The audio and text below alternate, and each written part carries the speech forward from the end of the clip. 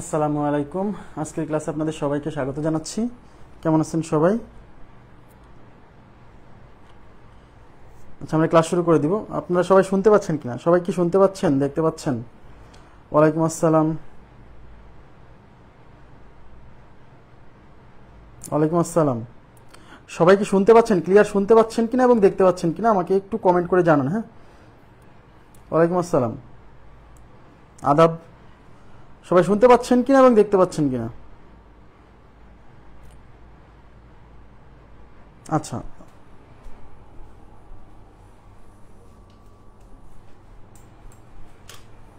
একটু মোবাইল স্ট্যান্ডটা খুলে রেখে আসছিলাম।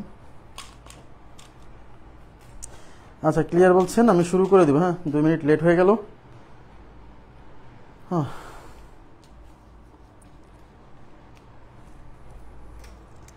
আচ্ছা দেখেন, আপনাদেরকে ত্রিভুজের ক্ষেত্রফল আজকে শেষ করে দিব। হ্যাঁ, আজকে ত্রিভুজের ক্ষেত্রফল শেষ হয়ে যাবে। কতটুকু ছিল আমরা দেখছি।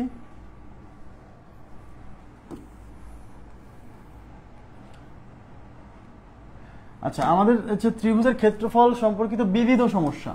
লাস্টে আমরা এই সমস্যাটা সমাধান করছিলাম গত ক্লাসে, আমার যতদূর মনে আছে এই সমস্যাটা সমাধান করছিলাম।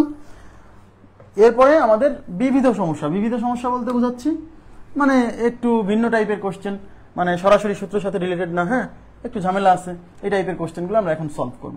তো প্রথমে বিবিধ সমস্যার প্রথমে যেটা আসছে যে একটি ত্রিভুজের ভূমি তার উচ্চতা অপেক্ষা 6 সেন্টিমিটার বেশি। দেখেন কি বলছে, সবাই একটু মনোযোগ দিবেন প্লিজ।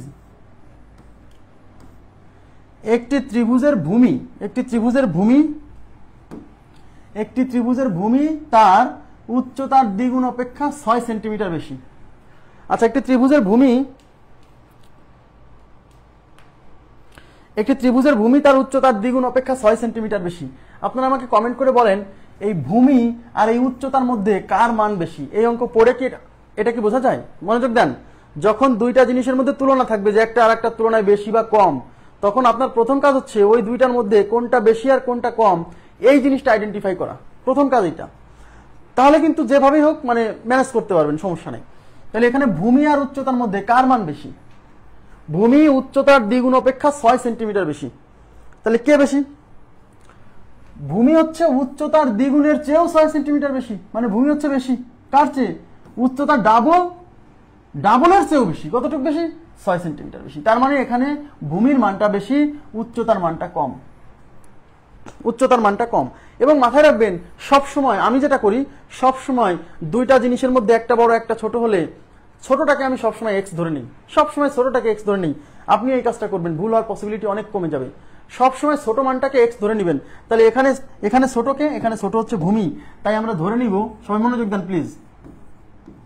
ধরি ভূমি ইজ ইকুয়াল টু এক্স। তাহলে উচ্চতা কত হবে খেয়াল করবেন প্লিজ। এবার খেয়াল করবেন উচ্চতা কেমন। ভূমি ইজ ইকুয়াল টু এক্স। তাহলে ভূমি বেশি। ভূমি উচ্চতার চেয়ে 6 সেন্টিমিটার বেশি, উচ্চতার দ্বিগুণ অপেক্ষা 6 সেন্টিমিটার বেশি। তার মানে ভূমি বেশি আর উচ্চতা কম। যেটা ছোট সেটাকে এক্স ধরবেন, তাহলে উচ্চতাকে এক্স ধরবো। উচ্চতা ইজ ইকুয়াল টু এক্স। তাহলে ভূমি কেমন হবে সবাই একটু তাকান প্লিজ। ভূমি কেমন?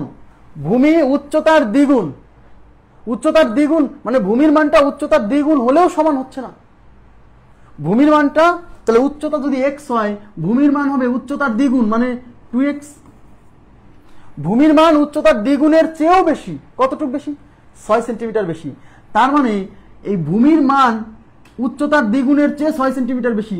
তার মানে ভূমির মান হবে 2x + 6। এইটুকু বুঝছেন সবাই? ভূমি হচ্ছে বেশি। কতটুকু বেশি? উচ্চতার দ্বিগুণ, তবে 2x। তারপরেও কি ভূমি মানে এটা সমান হচ্ছে না, উচ্চতার দ্বিগুণের চেয়েও যখন 6 সেন্টিমিটার বেশি, তাহলে ভূমির মান উচ্চতার ডাবল, তার সাথে 6 যোগ করলে আমরা ভূমির মান পাবো। আমার কথা কি বুঝছেন? এই জায়গাটা বুঝছেন? ক্লিয়ার হয়েছে? উচ্চতা এক্স, তাহলে ভূমি কেমন হবে? ভূমি উচ্চতার দ্বিগুণ, তাহলে উচ্চতা এক্স হলে ভূমি হবে 2x, তার চেয়েও 6 সেন্টিমিটার বেশি। তার মানে আরো 6 যোগ করলে ভূমির মানটা আমরা পাবো। আশা করি বুঝতে পারছেন। তাহলে উচ্চতার ভূমি পেয়ে গেছি। এইবার অঙ্কে দেওয়া আছে ত্রিভুজটির ক্ষেত্রফল 810 বর্গ সেন্টিমিটার। তার মানে ত্রিভুজটার ক্ষেত্রফল দেওয়া আছে, যেটা এরিয়া, বলছে এর উচ্চতার মান কত। আচ্ছা, আমাদের নির্ণয় করতে বলছে কি বলেন তো? আমাদের নির্ণয় করতে বলছে এই ত্রিভুজের উচ্চতা মানে কিন্তু এই যে এক্স। তাহলে উচ্চতা যদি বের করতে চান, তাহলে ক্ষেত্রফলের মান যেহেতু দেওয়া আসে আমরা ক্ষেত্রফলের সূত্রে ফেলে দিই। তাহলে ক্ষেত্রফলের সূত্র কি? হাফ ইন্টু ভূমি ইন্টু উচ্চতা, এটা হচ্ছে ক্ষেত্রফলের সূত্র, তাই কিনা? আর এই ক্ষেত্রফলের মান হচ্ছে 810, তাহলে ইজ ইকুয়াল টু 810 লেখা যায়। এই যে ক্ষেত্রফল ইজ ইকুয়াল টু 810, ক্লিয়ার? আচ্ছা, ওকে, থ্যাংক ইউ। এখন হাফ ইন্টু ভূমির মান কত দিব? ভূমির মান হচ্ছে 2x প্লাস 6 ইন্টু উচ্চতার মান হচ্ছে x ইজ ইকুয়াল টু 810। এবার হাফ, একটু তাকান প্লিজ, এখানে 2 কমন আছে, এখান থেকে যদি 2 কমন নেই তাহলে x প্লাস 3 হবে। এই যে এখান থেকে 2 কমন নিলাম, 2 চলে আসলো, 6 থেকে 2 আসলে 3 থাকে, ইন্টু হচ্ছে x is equal two 810, clear? এই 2 আর এই 2 কাটা। সবাই একটু তাকাবেন প্লিজ, এদিকে তাকান, এদিকে তাকান, মানে একটু ট্রিকি না হলে কিন্তু পরীক্ষার হলে সলভ করে আসা কঠিন। এই এক্সটাকে আমি সামনে নিয়ে আসি, মানে x into x plus 3 is equal two 810। দেখেন এই এক্সটাকে সামনে আনলাম, গুণের ক্ষেত্রে সামনে পিছনে কোনো ব্যাপার না। এই লাইনে আসার পরে যখনই আপনি এটাকে গুণ করবেন তখন হবে x স্কোয়ার প্লাস 3x, এই 810 এই পাশে আনলে মাইনাস 810 ইজ ইকুয়াল টু 0। এইবার আমরা এটাকে মিডিল টার্ম করবো, এই 810 ভাঙতে হবে, একটু টাফ হবে তাই না? টাফ হবে, কোনো সমস্যা নাই। এই লাইনে এসেই আমরা অপশন টেস্ট করে ফেলবো, এই লাইনে এমসিকিউ এর জন্য এই লাইনে আসার পরে অপশন টেস্ট করে ফেলবো। এখন বলতে পারেন কিভাবে? আমাদের নির্ণয় করতে বলছে কিসের মান? উচ্চতার মান। আর উচ্চতা মানে কি ধরে নিছি? x ধরে নিছি। তার মানে উচ্চতা বের করা মানে x এর মান বের করা। যেহেতু উচ্চতা নির্ণয় করতে বলছে তাই এই অপশনগুলোতে উচ্চতার মান দেওয়া থাকবে। তার মানে উচ্চতার মান দেওয়া থাকবে মানে x এর মান দেওয়া থাকবে, কারণ উচ্চতা মানে যে x ধরে নিছি। তাহলে অপশনে উচ্চতার মান দেওয়া থাকবে মানে x এর মান দেওয়া থাকবে। তাহলে এই যে x, এই x এর মান হিসেবে আমি 27 ধরে নিব। তাহলে x এর মান হিসেবে এখানে 27 ধরে বসান, এদিকে তাকান প্লিজ। তাহলে x এর মান যদি 27 হয় ইন্টু এই যে x এর মান 27 প্লাস 3 30, এই দুটা গুণ করে দেখতে হবে 810 হয় কিনা। যদি হয় তাহলে এই x এর মান 27, এটাই উত্তর, না হলে নেক্সট অপশন। বুঝতে পারছেন? গুণ করি, লাস্টে 0 আছে বসালাম, 3 7 21 এর 1 হাতে 2, 3 2 6 2 8, এই যে 810 মিলে গেছে। x এর মান 27 দিয়ে এই দুটার গুণফল 810, মানে এটা সমান আসছে, সুতরাং আমাদের x এর মান 27। আর অপশন, আর বাকি অপশনগুলো চেক করা লাগবে না, এই লাইনে এসে অপশন টেস্ট করে ফেলবেন। ক্লিয়ার বিষয়টা?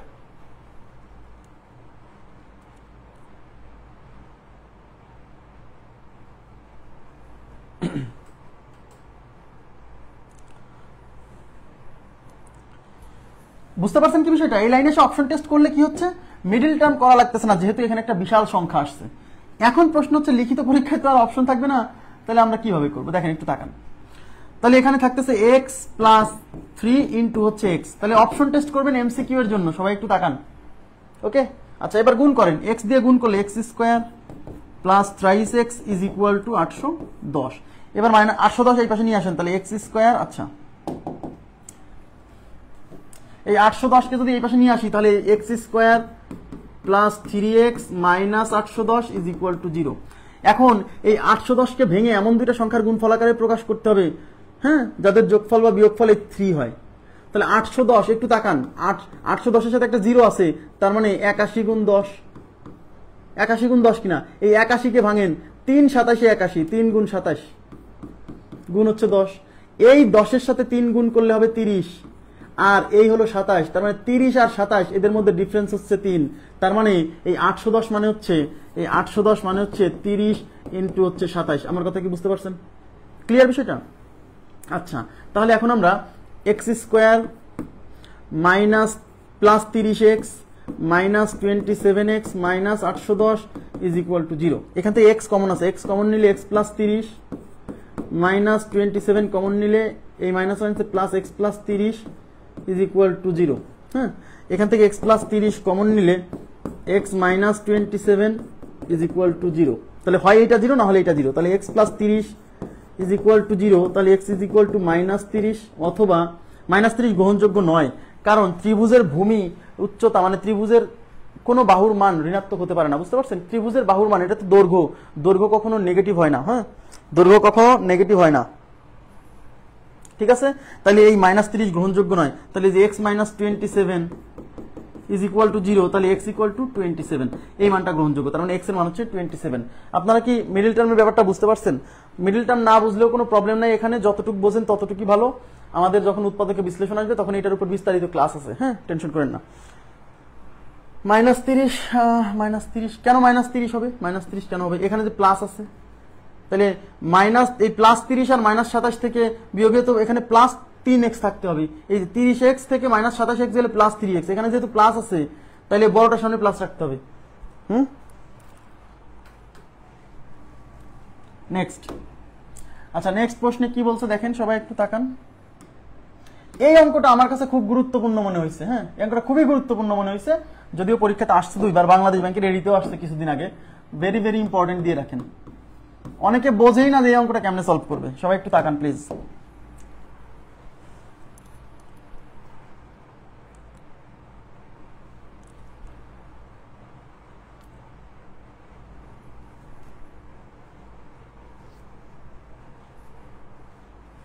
আচ্ছা, একটি সমকোণী ত্রিভুজ, সবাই একটু তাকান প্লিজ। একটি সমকোণী ত্রিভুজের ভূমি ও উচ্চতা যথাক্রমে 12 ও 5 সেন্টিমিটার। একটা সমকোণী ত্রিভুজ, এটা কিন্তু সমকোণী ত্রিভুজ, এর ভূমি এবং উচ্চতার মান, ভূমি মানে কিন্তু এখানে মানে যেটাকে আমরা মানে ভূমি এবং উচ্চতা এই দুইটার মধ্যে তো আসলে আচ্ছা, এই উচ্চতা মানে কিন্তু লম্ব, যেটাকে সমকোণী ত্রিভুজের কি বলি, ভূমি লম্ব অতিভুজ বলি না, এই উচ্চতা মানে কিন্তু লম্ব। হ্যাঁ, 12 সেন্টিমিটার 5 সেন্টিমিটার। অতিভুজের বিপরীত শীর্ষ হতে অতিভুজের উপর অঙ্কিত লম্বের দৈর্ঘ্য কত? অঙ্কটা খুবই ইন্টারেস্টিং এবং খুবই মজার, খুবই মজার। দেখেন, আমরা একটা সমকোণী ত্রিভুজ আঁকাই ফেলি।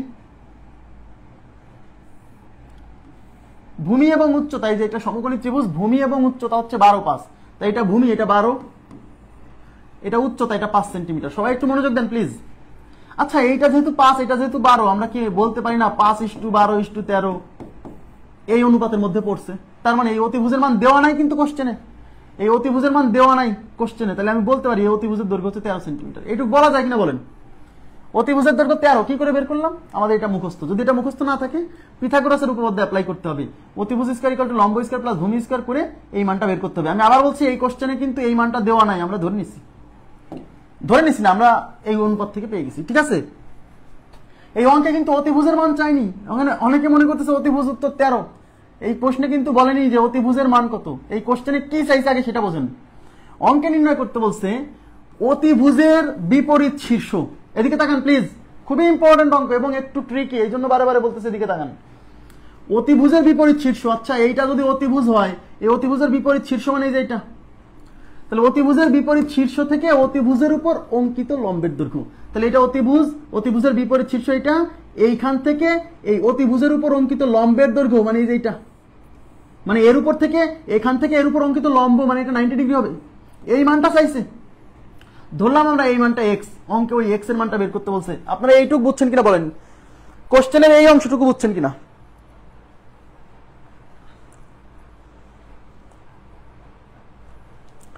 মানে কোশ্চেন তো বুঝছেন, এখন এই জায়গাতে একটু আপনাকে ট্রিক্স অ্যাপ্লাই করতে হবে।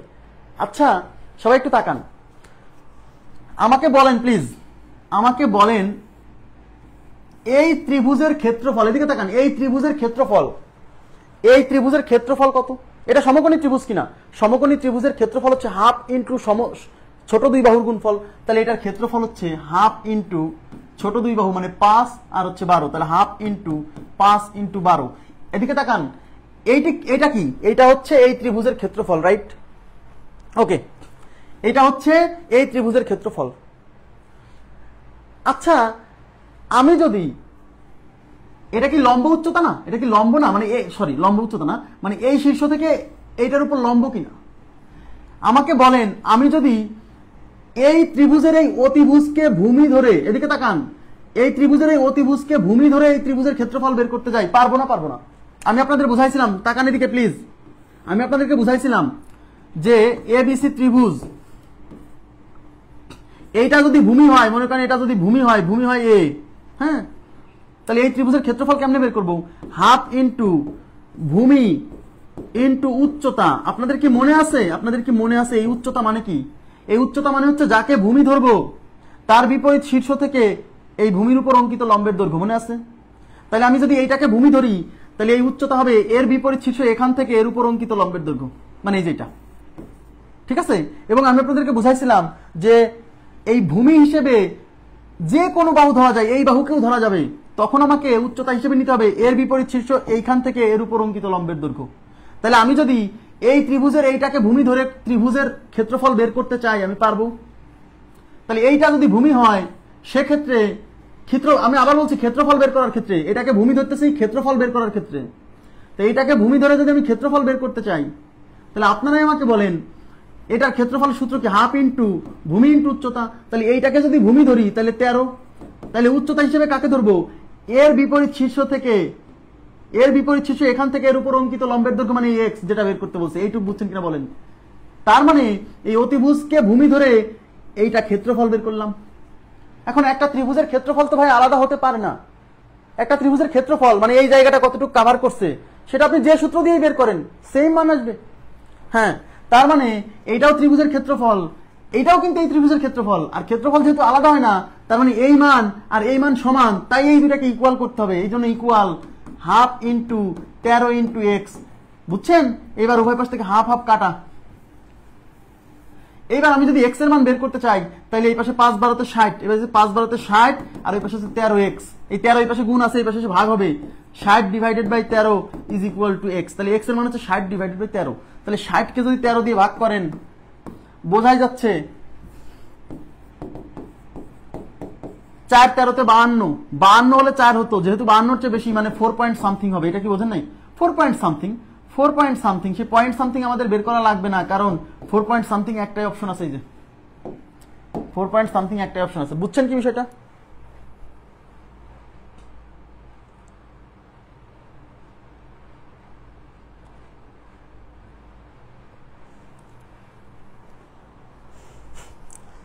ভাই যারা ত্রিভুজের ক্ষেত্রফলের প্রথম ক্লাস দেখেন নাই তারা না বুঝলেও সমস্যা নাই, কারণ তাকে আগে ওই ক্লাসটা দেখতে হবে। কারণ এই যে কোনটাকে ভূমি ধরা যায়, কেন ধরা যায়, কিভাবে ধরা যায়, এগুলো নিয়ে বিস্তারিত আলোচনা করছি 1.5 ঘন্টা করে। ওইটুকু না দেখলে পরে এই জায়গা বোঝা কঠিন। যারা ত্রিভুজের প্রথম ক্লাস দেখেন নাই তারা যদি না বোঝেন তাহলে আস্ক করেন না। যারা ত্রিভুজের প্রথম ক্লাস দেখার পরেও বোঝেন নাই তাহলে আস্ক করতে পারেন, তাহলে আমি আরেকবার ট্রাই করব। এই জায়গাটা বোঝাটা খুবই গুরুত্বপূর্ণ। এই যে এই জায়গাটা ত্রিভুজের ক্ষেত্রফল বের করার, ত্রিভুজের সবগুলো ক্লাস দেখার পরেও বোঝেন না এরকম কেউ থাকলে জিজ্ঞাসা করেন যে ভাই এখানে বুঝি নাই, কোথায় বোঝেন নাই নির্দিষ্ট করে বলেন, আমি বোঝাই দিব, সমস্যা নেই। আমি আবার বলছি, সমকোণী ত্রিভুজের ক্ষেত্রফল হচ্ছে হাফ ইন্টু ছোট দুই বাহুর গুণফল। তাহলে হাফ ইন্টু ছোট দুই বাহুর গুণফল, এটা হচ্ছে সমকোণী ত্রিভুজের ক্ষেত্রফল।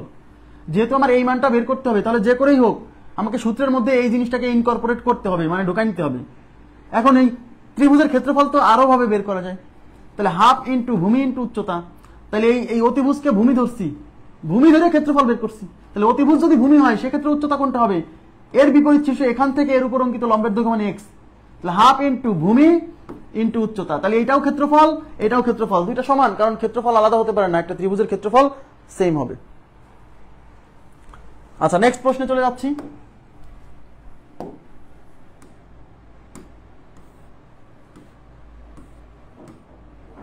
আচ্ছা, এখানে কি বলছে দেখেন, এখানে বলছে একটি ত্রিভুজের ক্ষেত্রফল 216 স্কয়ার সেন্টিমিটার। একটা ত্রিভুজের ক্ষেত্রফল 216 স্কয়ার সেন্টিমিটার এবং বাহুগুলোর অনুপাত, দেখছেন বাহু মানে ত্রিভুজের বাহুগুলোর অনুপাত 3:4:5 হলে ত্রিভুজটির পরিসীমা কত? এদিকে তাকান, অঙ্কে চাইছে কি ত্রিভুজটির পরিসীমা। পরিসীমা মানে 3 বাহুর দৈর্ঘ্যের যোগফল। এখন একটা কথা হচ্ছে, এখানে বাহুর অনুপাত দেওয়া আছে 3:4:5। এটা কিন্তু বাহুগুলোর মান না, বাহুগুলোর মানের অনুপাত। তার মানে এগুলো অ্যাকচুয়াল মান না, এর সাথে কিছু গুণ আছে, 3 এর সাথে কিছু একটা গুণ আছে, 4 এর সাথে কিছু একটা গুণ আছে, 5 এর সাথে কিছু একটা গুণ আছে। আমরা অনেক সময় এরকম এই 3:4:5 কে 2 দিয়ে গুণ করে 6:8:15 বানাই নিই না, মনে আছে? তার মানে এই যে ত্রিভুজের 3 বাহুর দৈর্ঘ্যের অনুপাত 3:4:5, এটা কিন্তু দৈর্ঘ্যের অনুপাত, দৈর্ঘ্যের মান না। না, ঠিক আছে, একটু তাকান। তাহলে এটা হচ্ছে সেই ত্রিভুজ, যেহেতু 3:4:5, এটা দেখে আমরা বুঝে গেছি এটা একটা সমকোণী ত্রিভুজ, তাই কি না? 3:4:5 দেখে কি বুঝে গেছি? এটা একটা সমকোণী ত্রিভুজ, এটা বুঝে গেছি। কিন্তু তাহলে আমাকে বলেন যে তাহলে এইটা ধরেন হচ্ছে, তাহলে এক বাহুর দৈর্ঘ্য হবে 3x। আমরা কি বলছিলাম, অনুপাত দেওয়া থাকলে অ্যাকচুয়াল মান পেতে হলে ওর সাথে প্রত্যেকটার সাথে কিছু একটা গুণ করে নিতে হয় না? তাহলে এক বাহুর দৈর্ঘ্য যে বাহুর দৈর্ঘ্য 3 অনুপাত, তার দৈর্ঘ্যের মান অ্যাকচুয়াল মান 3x। যে বাহুর দৈর্ঘ্য 4 অনুপাত, তার অ্যাকচুয়াল মান 4x। যে বাহুর দৈর্ঘ্য 5 অনুপাত, তার অ্যাকচুয়াল মান 5x। তার মানে এটা হচ্ছে 3x, এটা হচ্ছে 4x, আর এই যে অতিভুজ এটা হচ্ছে 5x। ক্লিয়ার? এখন কোশ্চেনে কি দেওয়া আছে? দেওয়া আছে ক্ষেত্রফল। অঙ্কে চাইছে কি? পরিসীমা। সবাই তাকান, পরিসীমা মানে 3 বাহুর দৈর্ঘ্যের যোগফল, মানে এই 3 বাহুর দৈর্ঘ্যের যোগফল, মানে পরিসীমা is equal to 3x plus 4x plus 5x, 3 আর 4 7 5 12, 12x। এদিকে তাকান প্লিজ। তাহলে পরিসীমার মান যদি বের করতে চান, পরিসীমা আসছে 12x, তার মানে পরিসীমার মান বের করতে হলে আমার এই x এর মান লাগবে। এই x এর মানটা কিন্তু কোশ্চেনে সরাসরি দেওয়া নাই, এই x এর মানটা আমাকে এখন বের করতে হবে। এই x এর মান বের করার জন্য একটা হিন্টস দেওয়া আছে, সেটা হলো ক্ষেত্রফল। এখন আমাকে বলেন, এটা যেহেতু একটা সমকোণী ত্রিভুজ, কোশ্চেনে বলা নাই, বাট আমরা এই বাহুর অনুপাত দেখে বুঝে গেছি সমকোণী ত্রিভুজের ক্ষেত্রফলের সূত্র কি, হাফ ইন্টু ছোট দুই বাহুর গুণফল। ছোট বাহু মানে যে 3x আর 4x, তাহলে half into 3x into 4x, এই যে হাফ ইন্টু ছোট দুই বাহুর গুণফল, এটা হচ্ছে ক্ষেত্রফল। আর এই ক্ষেত্রফলের মান 216, তাই ইজ ইকুয়াল টু 216। ক্লিয়ার? এই 2 দিয়ে এই 4 এর মধ্যে যাবে 2 বার, 3 আর 2 গুণ করলে 3 দুগুণী 6, আর x আর x গুণ করলে x square is equal to 216। এই 6 এই পাশে গুণ আছে, ওই পাশে ভাগ হবে, তাহলে x square is equal to 216 divided by 6, তাহলে x স্কয়ার ইকুয়াল টু 36। এই যে 3 6 18, 3 6 18 থাকলো 3, 3 এর পরে 6 36, 6 6 36, ঠিক আছে? তাহলে x ইকুয়াল টু √36, আর √36 মানে 6, x এর ভ্যালু 6। এই x এর ভ্যালু এখন এখানে বসাই দিলেই পরিসীমা। তাহলে পরিসীমা কত দেওয়া আছে? পরিসীমা হচ্ছে 12x। তাহলে পরিসীমা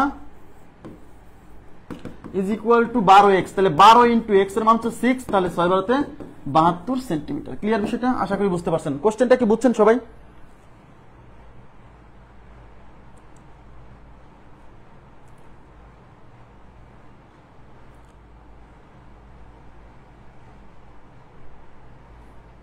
এটা কি বুঝছেন সবাই? কি কনসেপ্ট বুঝছেন? কনসেপ্ট বুঝছেন? এখানে এই যে x ধরে নিছি কেন?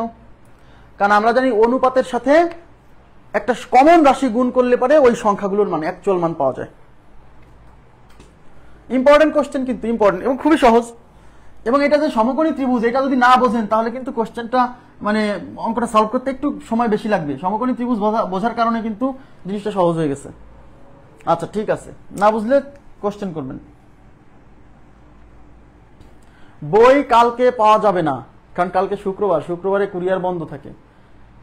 ঠিক আছে? ঢাকার মধ্যে 24 ঘন্টা, আমি গতকাল বুকিং দিছি প্রায় 900 বই, তাহলে গতকালকের গুলা আজকে পেয়ে গেছে যারা ঢাকার বাইরের গুলা কালকে পাবে, কিন্তু কালকে যেহেতু কুরিয়ার বন্ধ শনিবারে পাবে। এই ভেরি সিম্পল।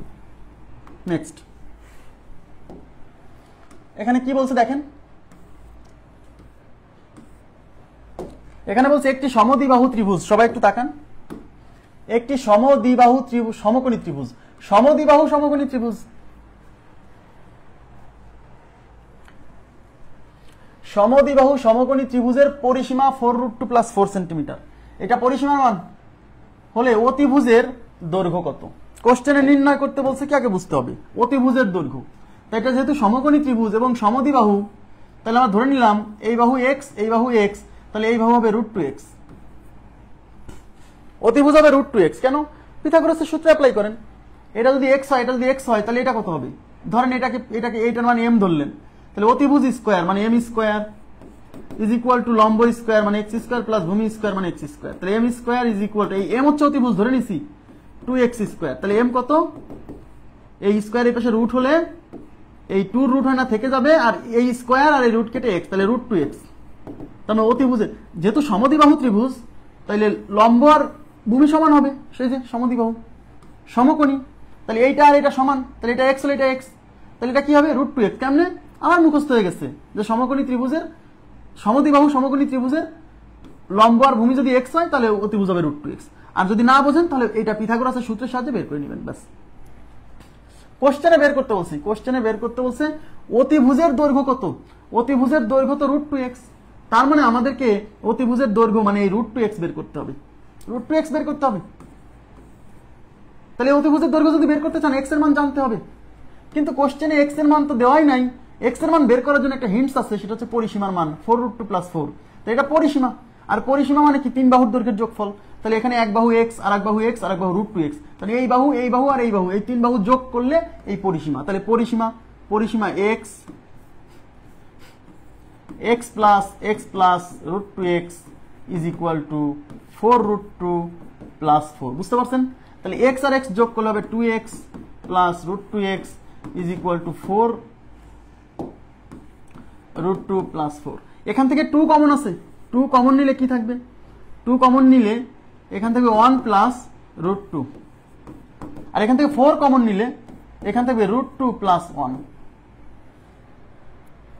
আচ্ছা না, এখান থেকে 2 কমন যায় না, সবাই একটু তাকান, এখান থেকে 2 কমন যায় না, এখান থেকে যায় x common, x √2 x common যায়, এখান থেকে √2x কমন যায়, খেয়াল করেন প্লিজ, এখান থেকে √2x কমন যায়।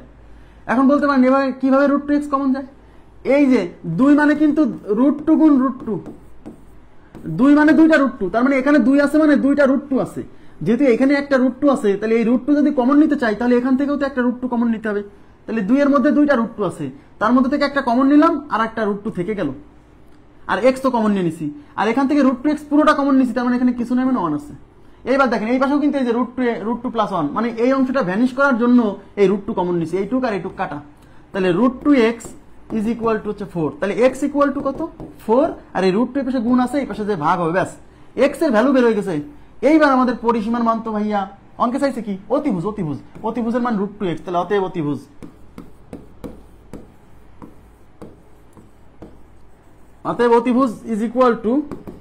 √2x √2 x এর মান হচ্ছে 4/√2, এই √2 কাটা, তাহলে উত্তর হচ্ছে 4 সেন্টিমিটার, অতিভুজের মান 4 সেন্টিমিটার। ক্লিয়ার বিষয়টা? 4 সেন্টিমিটার। 2√2 কিভাবে আসলো? আমি তো 4 পাচ্ছি।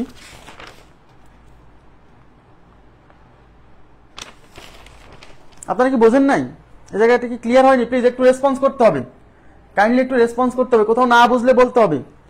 এগুলা কিন্তু গতানুগতিক প্রশ্ন না, একটু মানে থিঙ্কিং আউটসাইড দ্য বক্স, মানে বক্সের বাইরে যায় একটু চিন্তা করতে হবে। হ্যাঁ, একটু পানির বিরতি দিলাম, কোথাও না বুঝলে প্রশ্ন করবেন কাইন্ডলি।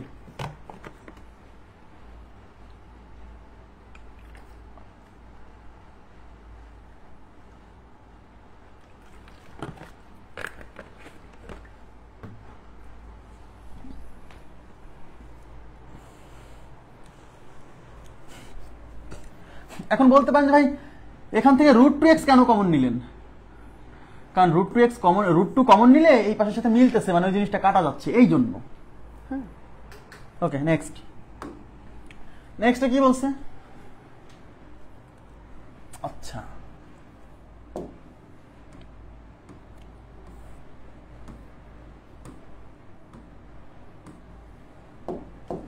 আমরা একটা জিনিস একটু এখন পড়বো। দেখেন বলছে একটি ত্রিভুজের 3টি বাহুর দৈর্ঘ্য 3 সেন্টিমিটার, 4 সেন্টিমিটার ও 5 সেন্টিমিটার। সবাই একটু মনোযোগ দিবেন কাইন্ডলি। একটা ত্রিভুজের 3 বাহুর দৈর্ঘ্য, এই যে একটা ত্রিভুজের 3 বাহুর দৈর্ঘ্য 3 সেন্টিমিটার, 4 সেন্টিমিটার, 5 সেন্টিমিটার। এই 3 সেন্টিমিটার, 4 সেন্টিমিটার, 5 সেন্টিমিটার দেখে আমরা বুঝে গেছি এটা একটা সমকোণী ত্রিভুজ, তাই কিনা? 3:4:5। এর 3 বাহুর মধ্যবিন্দুগুলো যোগ করে প্রাপ্ত ত্রিভুজের ক্ষেত্রফল কত? আচ্ছা আচ্ছা আচ্ছা, এই একটু তাকাবেন প্লিজ। এবার খুবই দারুণ একটা থিওরি শিখবো, এই থিওরি দিয়ে আমরা অনেক কিছু সলভ করবো যা বিগত সালে বিভিন্ন সময়ে পরীক্ষাতে আসছে। সবাই একটু তাকাবেন।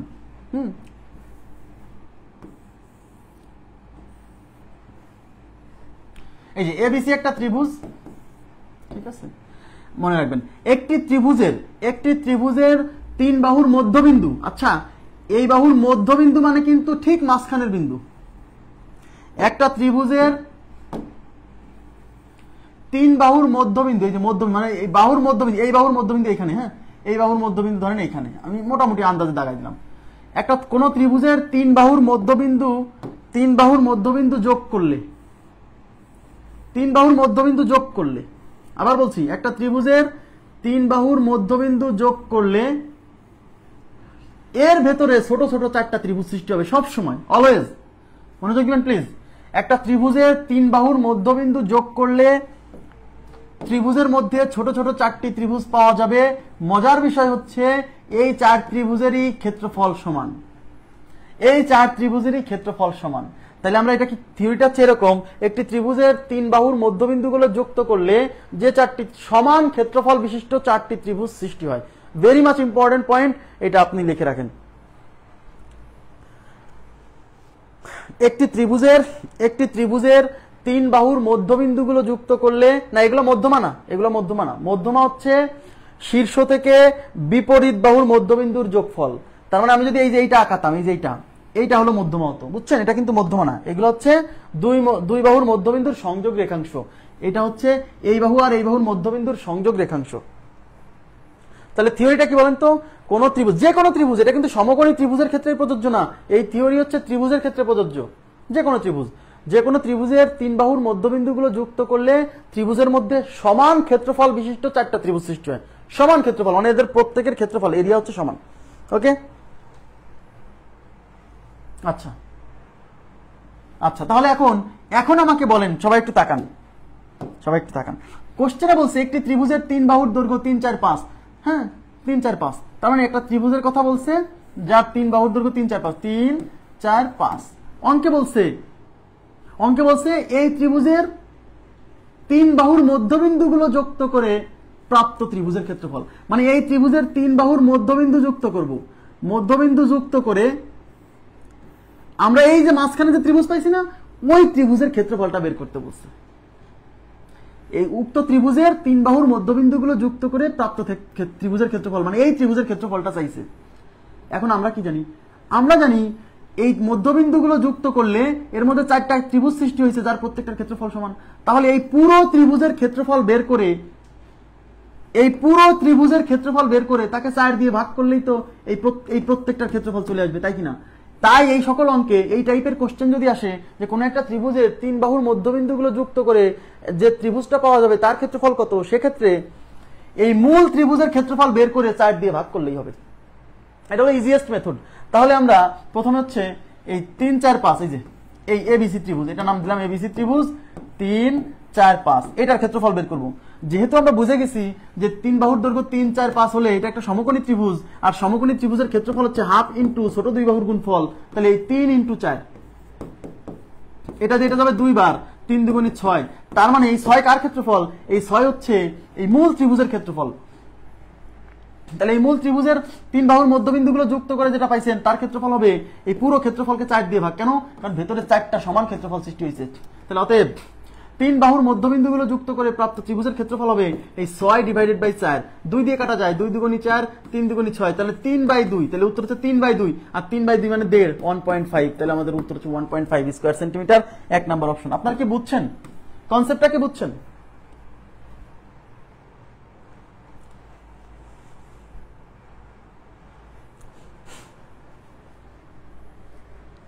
ক্লিয়ার? 3 কিভাবে? খুবই সিম্পল। এই থিওরিটা মনে রাখলে অঙ্কটা খুবই সহজ। যে একটা ত্রিভুজের তিন বাহুর মধ্যবিন্দু যুক্ত করলে ভেতরে সমান ক্ষেত্রফল বিশিষ্ট চারটা ত্রিভুজ সৃষ্টি হয়।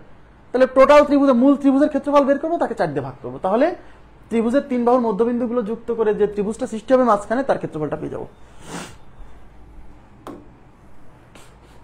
আচ্ছা, এবার দেখেন এই যেখানে কি বলছে, সবাই একটু তাকাবেন প্লিজ।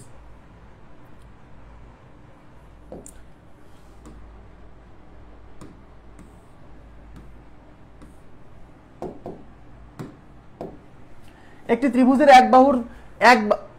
একটি ত্রিভুজের 3টি বাহুর দৈর্ঘ্য, একটি ত্রিভুজের বাহু 3টির দৈর্ঘ্য যথাক্রমে 5, 6, 7 সেন্টিমিটার।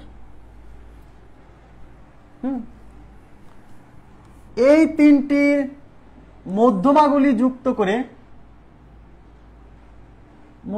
মধ্যবিন্দুগুলি, এখানে মধ্যবিন্দুগুলি এই 3টির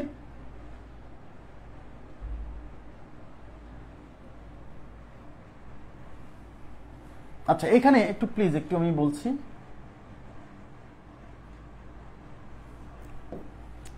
এখানে একটু কারেকশন আছে।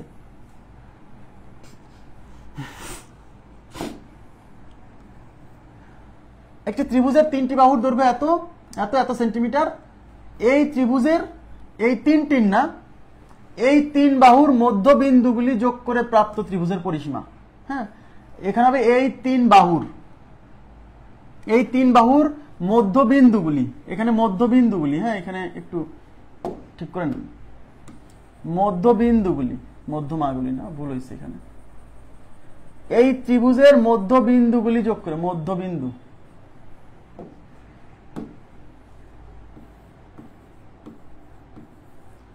মধ্যবিন্দুগুলো যোগ করে প্রাপ্ত ত্রিভুজের পরিসীমা কত?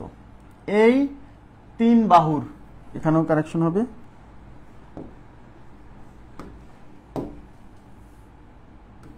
এই 3 বাহুর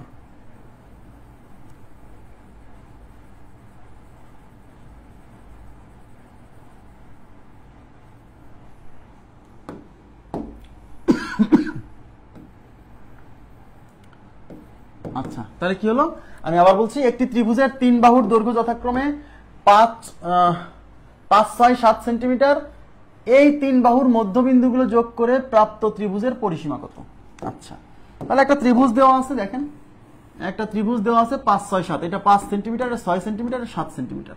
এবার আমাদের বলছে এই 3 বাহুর মধ্যবিন্দু, মানে এই ত্রিভুজের 3 বাহুর মধ্যবিন্দু যোগ করব, এই বিন্দু, এই বিন্দু, মধ্যবিন্দু, হ্যাঁ 3 বাহুর মধ্যবিন্দু, এই 3 বাহুর মধ্যবিন্দু যুক্ত করে এই মাঝখানে যে ত্রিভুজটা সৃষ্টি হয়েছে না, এই মাঝখানে সৃষ্ট ত্রিভুজের পরিসীমা চাইছে। ধরলাম মূল ত্রিভুজের নাম এবিসি, আগে থিওরি বোঝেন, পরে আমি শর্টকাট বুঝাই দেব। আর এই যে ত্রিভুজটা মাঝখানে সৃষ্টি হলো তার নাম ডিইএফ, তার নাম ডিইএফ। এখন আমাদের বের করতে বলছে এই ডিইএফ ত্রিভুজের পরিসীমা, ক্ষেত্রফল চাইনি কিন্তু, এই পুরো ত্রিভুজের ক্ষেত্রফল বের করে 4 দিয়ে ভাগ করলে এর ক্ষেত্রফল বের হবে, কিন্তু এই কোশ্চেনে ক্ষেত্রফল চাইনি, চাইছে এই পরিসীমার মান, চাইছে এই পরিসীমার মান। এখন আমরা একটা জিনিস খেয়াল করব, কোন ত্রিভুজের 3 বাহুর মধ্যবিন্দু যুক্ত করে যে ত্রিভুজটা পাবো তার পরিসীমা, মানে এই 3 বাহুর দৈর্ঘ্যের যোগফল হবে এই মূল ত্রিভুজের পরিসীমার অর্ধেক। এটা হলো থিওরি, আমি বুঝাই দেবো কেন, এটা কেন আমি বুঝাই দেবো, টেনশন করেন না। কোন ত্রিভুজের 3 বাহুর মধ্যবিন্দুগুলো যুক্ত করে আমরা মাঝখানে যে ত্রিভুজটা পাবো সেই ত্রিভুজের পরিসীমা হবে এই পুরো ত্রিভুজের পরিসীমার অর্ধেক, অলওয়েজ।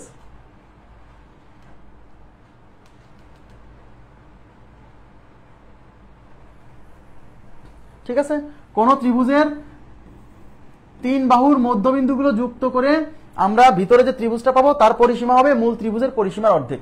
তাহলে ডিইএফ ত্রিভুজের পরিসীমা,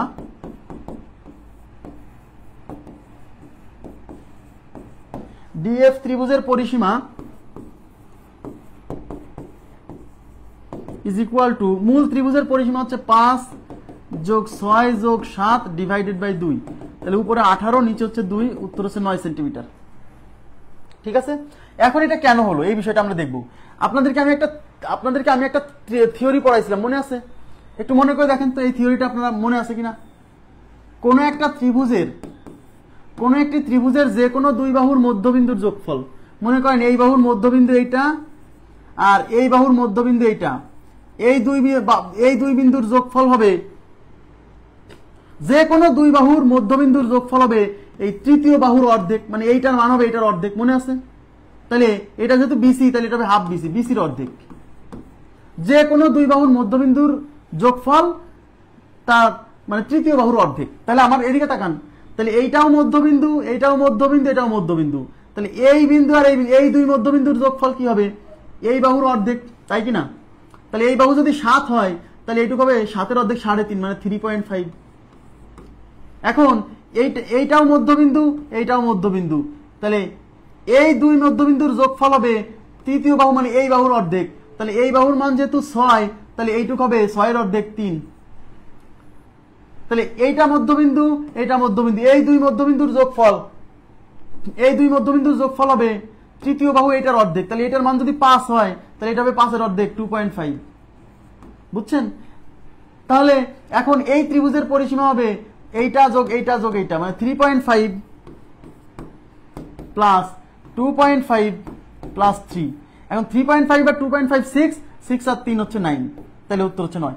তাহলে আসলে ঘটনাটা কি জানেন? ঘটনাটা হচ্ছে এইটুকু হবে 7-এর অর্ধেক, এই মানটা হবে 7-এর অর্ধেক মানে 7/2, এই মানটা হবে এই 5-এর অর্ধেক মানে 5/2, এই মানটা হবে এই 6-এর অর্ধেক মানে 3/2, আর এই তিনটা যোগ করলে তো পরিসীমা, তাহলে লসাগু 2, তাহলে 7 প্লাস 5 প্লাস 3, তার মানে দেখেন 7 প্লাস 5, সরি 6/2, তাই এটা হবে 6। আর এই যে 7 প্লাস 5 প্লাস 6, এইটাই হচ্ছে মূল ত্রিভুজের পরিসীমা, তাই বলা হচ্ছে মূল ত্রিভুজের পরিসীমাকে 2 দিয়ে ভাগ।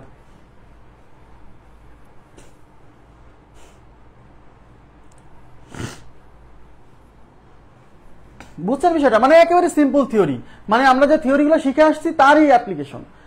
তাহলে এই প্রত্যেকটা বাহুর দৈর্ঘ্য কি হচ্ছে? এই বাহু হচ্ছে এই বাহুর অর্ধেক, এই বাহু হচ্ছে এই বাহুর অর্ধেক, এই বাহু হচ্ছে এই বাহুর অর্ধেক। তার মানে এই 3 বাহু যোগ করলে, এই পুরো ত্রিভুজের 3 বাহু যোগ করলে যা পাবো তার অর্ধেক হবে। জি, নেক্সট।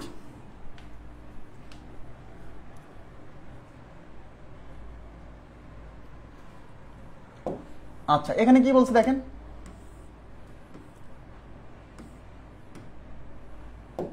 এখানে বলছে এবিসি ত্রিভুজের এবি ও এসি বাহুর মধ্যবিন্দু ডিওই এবং ত্রিভুজ এডিই এর ক্ষেত্রফল 4 স্কয়ার সেন্টিমিটার। বলছে ডিই সিবি চতুর্ভুজের ক্ষেত্রফল কত। আমরা আগে বর্ণনা অনুসারে একটা চিত্র আঁকাবো, ঠিক আছে। তাহলে এখানে একটা ত্রিভুজ বলছে যার নাম দিছে এবিসি, সবাই একটু তাকান। এই যে এবিসি একটা ত্রিভুজ। এখন প্রশ্নে কি বলছে, প্রশ্নে বলছে এবি এবং এসি বাহুর মধ্যবিন্দু, এবি ও এসি বাহুর মধ্যবিন্দু ডিওই। তাহলে এটা যদি এবি বাহু হয় তাহলে এবি বাহুর মধ্যবিন্দু এই যে এটা হচ্ছে ডি বিন্দু, এবং এসি এই যে এটা যদি এসি বাহু হয় তাহলে এসি বাহুর মধ্যবিন্দু হচ্ছে ই, তাহলে এসি বাহুর মধ্যবিন্দু এটা হচ্ছে ই। ওকে, এবার বলছে ত্রিভুজ এডিই। আচ্ছা ত্রিভুজ এডিই, তাহলে এ হচ্ছে এই বিন্দু, ডি হচ্ছে এই বিন্দু, ই হচ্ছে এই বিন্দু, তাহলে এডিই একটা ত্রিভুজ বানাতে বলছে। এই যে তার মানে আমি এটা যোগ করে একটা ত্রিভুজ বানাই দিলাম। কেন? কারণ কোশ্চেনে বলা আছে ত্রিভুজ এডিই, তাই আমি এই দুইটা যোগ করে একটা ত্রিভুজ বানাই দিলাম। ত্রিভুজ এডিই এর ক্ষেত্রফল 4, তার মানে এই জায়গার ক্ষেত্রফল হচ্ছে 4। এই যে এইটুক বুঝছেন কিনা বলেন। বলছে তাহলে চতুর্ভুজ ডিইসিবি, তাহলে ডিইসিবি মানে এই জায়গার ক্ষেত্রফল চাইছে। এই যে ডিইসিবি মানে এইটুকের ক্ষেত্রফল চাইছে, বুঝছেন কিনা বলেন। চতুর্ভুজ ডিইসিবি এই ক্ষেত্রফলটুকু বের করতে বলছে। এখন এটার জন্য আমরা একটা হেল্প নিব। কি হেল্প নিব? এদিকে তাকান, এইটা হচ্ছে এই বাহুর মধ্যবিন্দু, এইটা হচ্ছে এই বাহুর মধ্যবিন্দু, তাহলে আমরা এই বাহুর মধ্যবিন্দুটা নিব। এইটা হচ্ছে এই বাহুর মধ্যবিন্দু, ধরেন এটা এফ। অঙ্কটা সহজে করার সুবিধার্থে বলছে। হ্যাঁ, এবার এই দুই বিন্দু আর এই দুই বিন্দু যদি যুক্ত করে দেই তাহলে কি আমি বলতে পারি না যে 3 বাহুর মধ্যবিন্দু যুক্ত করছি, তাহলে এর মধ্যে সমান ক্ষেত্রফল বিশিষ্ট 4টা ত্রিভুজ সৃষ্টি হয়েছে। তাহলে প্রত্যেকের ক্ষেত্রফল যেহেতু সমান, তাহলে এইটুক 4 হলে এইটুক 4, এইটুক 4, এইটুক 4, তাহলে এই যে জায়গাটা যে চতুর্ভুজের ক্ষেত্রফলটা বের করতে বলছে, সেই চতুর্ভুজের ক্ষেত্রফলের মধ্যে ছোট ছোট 3টা ত্রিভুজ আছে, আর এই 3টা ত্রিভুজের ক্ষেত্রফল যোগ করলেই কিন্তু এই চতুর্ভুজের ক্ষেত্রফল আসবে। বুঝতে পারছেন? তাহলে অতএব ডিসিবি চতুর্ভুজের ক্ষেত্রফল তাহলে কত হবে বলেন তো? Is equal two 3 into ADE ত্রিভুজের ক্ষেত্রফল, এডিই ত্রিভুজের ক্ষেত্রফল। ব্যাস, এই যে এডিই ত্রিভুজের ক্ষেত্রফল হবে তার 3 গুণ, তাই না? ত্রিভুজের ক্ষেত্রফল তাহলে 3 4, তাহলে 3 ইন্টু এডিই এর ক্ষেত্রফল 4, তাহলে 3 4 12, তাহলে আমাদের উত্তর হচ্ছে 12 স্কয়ার সেন্টিমিটার। তাহলে আমাদের উত্তর হচ্ছে 12 স্কয়ার সেন্টিমিটার। ক্লিয়ার বিষয়টা? ক্লিয়ার?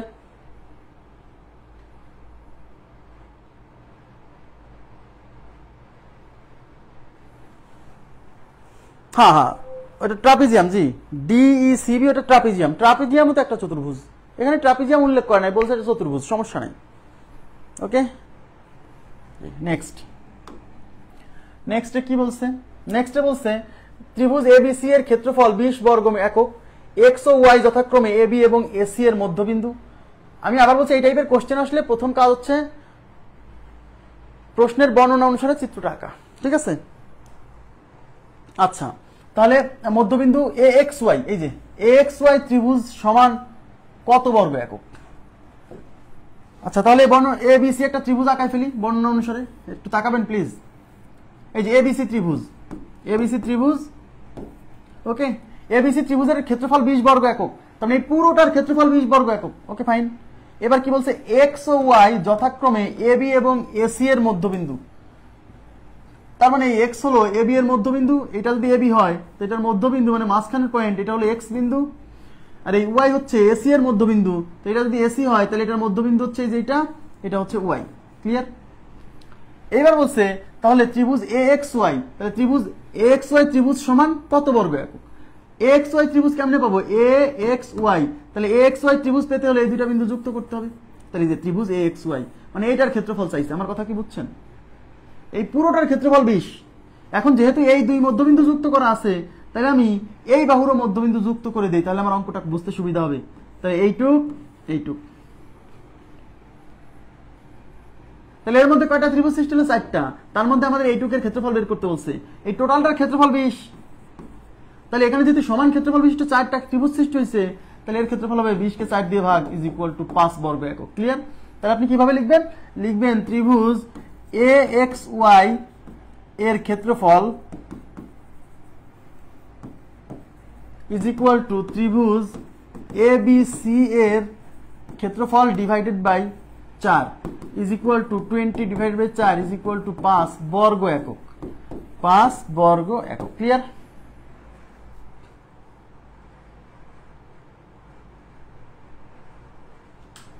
ওকে, এবার আমি চলে যাচ্ছি পরবর্তী প্রশ্নে। 5 আছে, হ্যাঁ এ নাম্বার অপশন আছে।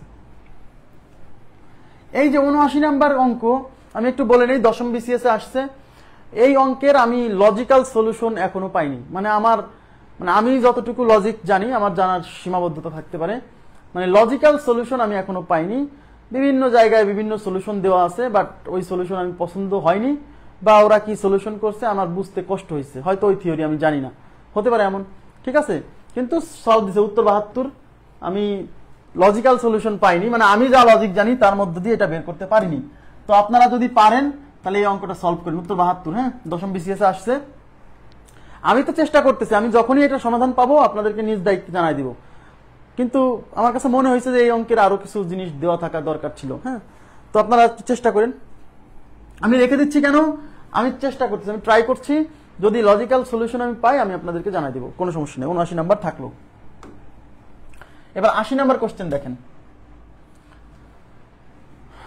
80 নাম্বার প্রশ্ন আমার পড়ার আগে আপনাদেরকে একটা জিনিস পড়াতে হবে, সেটা হচ্ছে ত্রিভুজের মধ্যমা। ত্রিভুজের মধ্যমা দেখেন,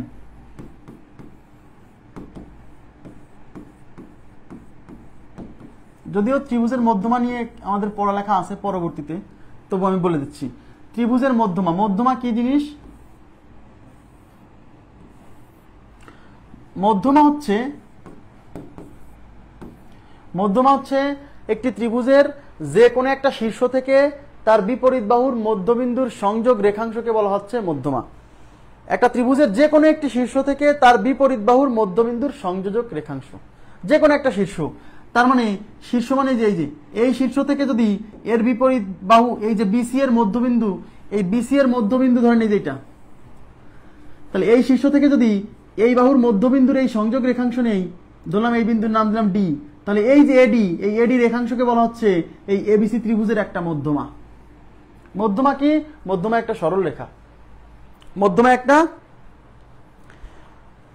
একটা সরল রেখা। কেমন সরল রেখা? কোন একটা শীর্ষ থেকে তার বিপরীত বাহুর মধ্যবিন্দুর সংযোজক রেখাংশ। আচ্ছা, তাহলে এই শীর্ষ থেকে যদি আমরা এই বাহুর মধ্যবিন্দুর সংযোজক রেখাংশ আঁকাই, ওইটা আরেকটা মধ্যমা। ঠিক আছে, ধরেন এই বাহুর মধ্যবিন্দু হচ্ছে এইটা, তাহলে এই শীর্ষ থেকে এই বিন্দুর এই মধ্যবিন্দুর সংযোগ রেখাংশ, তাহলে এইটা একটা মধ্যমা, এর নাম দিলাম বিই।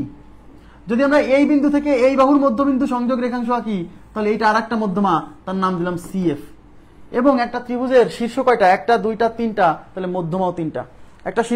একটা ত্রিভুজের মধ্যমা তিনটা, এই একটা মধ্যমা, এই একটা মধ্যমা, এই একটা মধ্যমা, তিনটা মধ্যমা। আচ্ছা, এখন মধ্যমা রিলেটেড আমার একটা থিওরি জানানো দরকার, সেটা হচ্ছে কোন ত্রিভুজের যে কোনো মধ্যমা ত্রিভুজটিকে সমান ক্ষেত্রফল বিশিষ্ট দুইটা ত্রিভুজে বিভক্ত করে। খুব ইম্পর্টেন্ট থিওরি, এখান থেকে পরীক্ষায় প্রচুর প্রশ্ন আসছে। এই যে দেখেন, যদিও এই থিওরি আমাদের বইয়ে দেওয়া আছে। এটা একটা ত্রিভুজ। এখন আমি যদি এই শীর্ষ থেকে এই বাহুর মধ্যবিন্দু যুক্ত করি, ধরেন এটা ডি বিন্দু, তাহলে এই যে এডি হচ্ছে মধ্যমা। এই এডি মধ্যমা দেখেন, এই এডি মধ্যমা কি করছে? এই এবিসি ত্রিভুজকে দুইটা ত্রিভুজে ভাগ করছে না, এটা একটা, এটা একটা। হ্যাঁ, এই ত্রিভুজ আর এই ত্রিভুজের ক্ষেত্রফল সমান। তাহলে কোন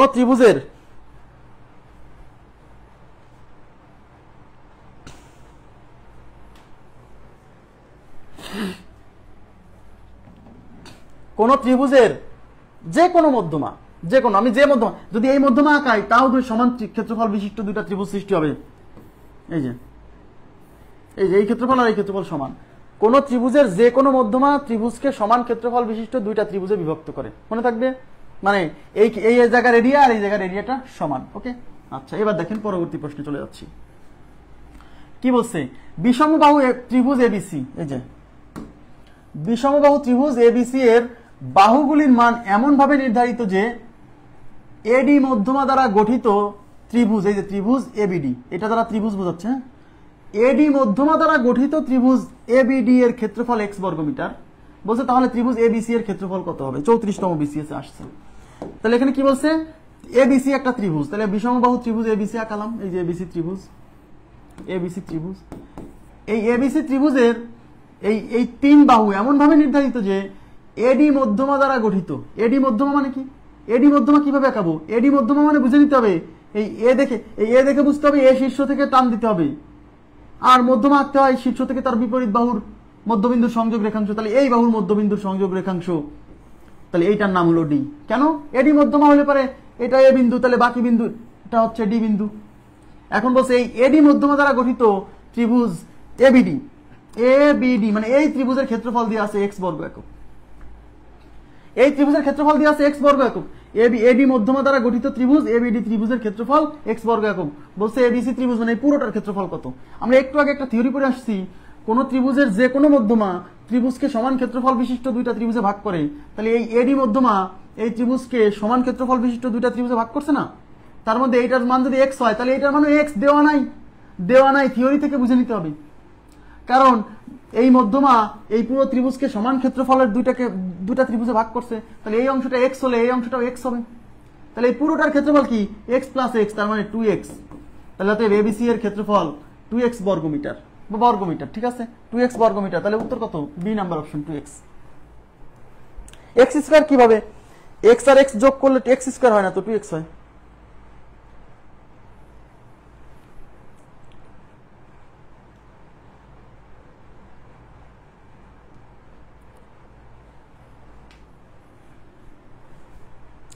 থিওরি জানা থাকলে অঙ্ক দ্রুত পারবেন, থিওরি না জানা থাকলে কিন্তু বিপদ। আচ্ছা, এবার তাকান।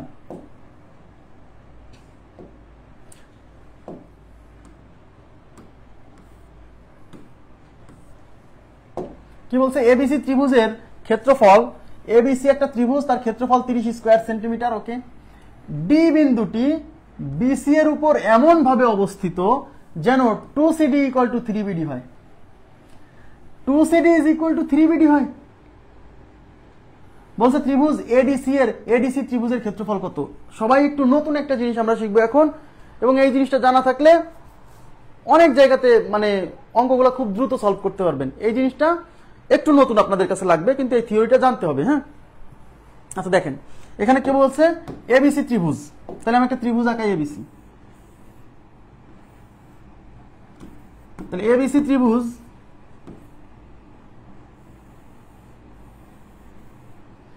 এবিসি ত্রিভুজের ক্ষেত্রফল 30 স্কয়ার সেন্টিমিটার, মানে এই পুরোটার ক্ষেত্রফল 30। এই পুরোটা বলছে ডি বিন্দু টু বিসি এর উপর এমন ভাবে অবস্থিত। তাহলে ডি বিন্দুটা কার উপর অবস্থান করতেছে? বিসি এর উপর, মানে এই জায়গার এই বিসি, এই বিসি এর উপর একটা বিন্দু আছে ডি, এমন ভাবে অবস্থিত যেন 2CD = 3BD হয়। এই জায়গা থেকে আমরা একটা সিদ্ধান্ত নিব, একটু তাকান।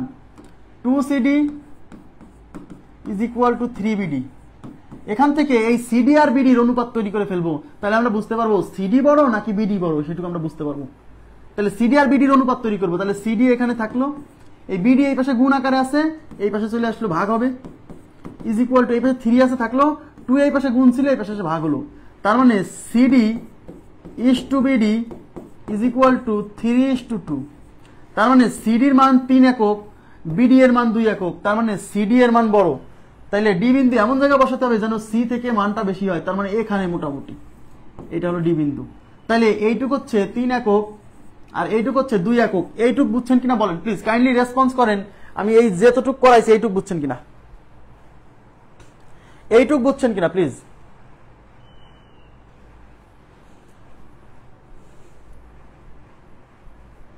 এইটুক বুঝছেন?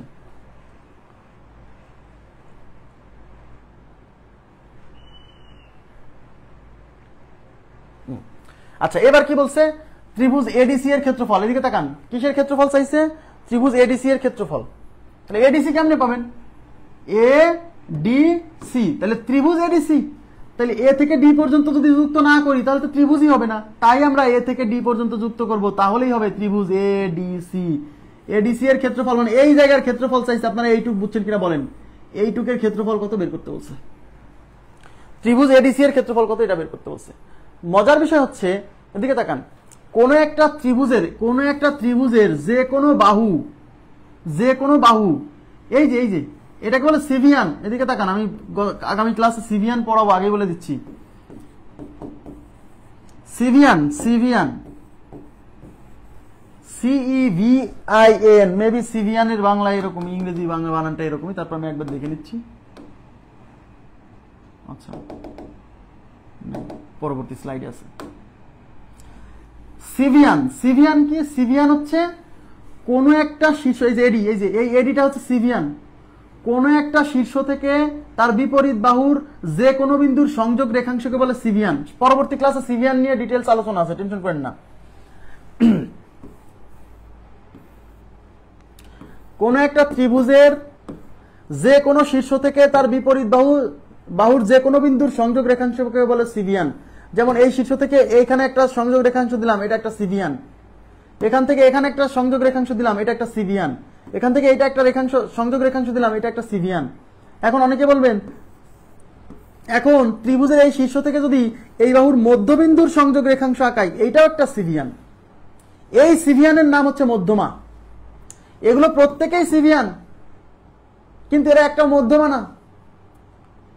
এইটা মধ্যমা প্লাস সিভিয়ান। আমার কথা কি বুঝছেন? সিভিয়ান মানে হচ্ছে একটা শীর্ষ থেকে তার বিপরীত বাহুর কোনো একটা বিন্দু যদি যুক্ত করি তাহলে যে রেখা পাবো না, ওটাকে বলে সিভিয়ান। এখন কোন শীর্ষ থেকে যদি বিপরীত বাহুর মাঝখানের বিন্দুকে যুক্ত করি তাহলে ওইটাও একটা সিভিয়ান, আর ওর নাম হচ্ছে মধ্যমা। সিভিয়ান মিন্স এর বাংলা নাই, সিভিয়ান মিন্স সিভিয়ানি। ঠিক আছে, মানে বাংলা থাকলেও আমার জানা নাই। হ্যাঁ, সিভিয়ানি পাইছি আমি। তাহলে এই যে এইটা একটা সিভিয়ান।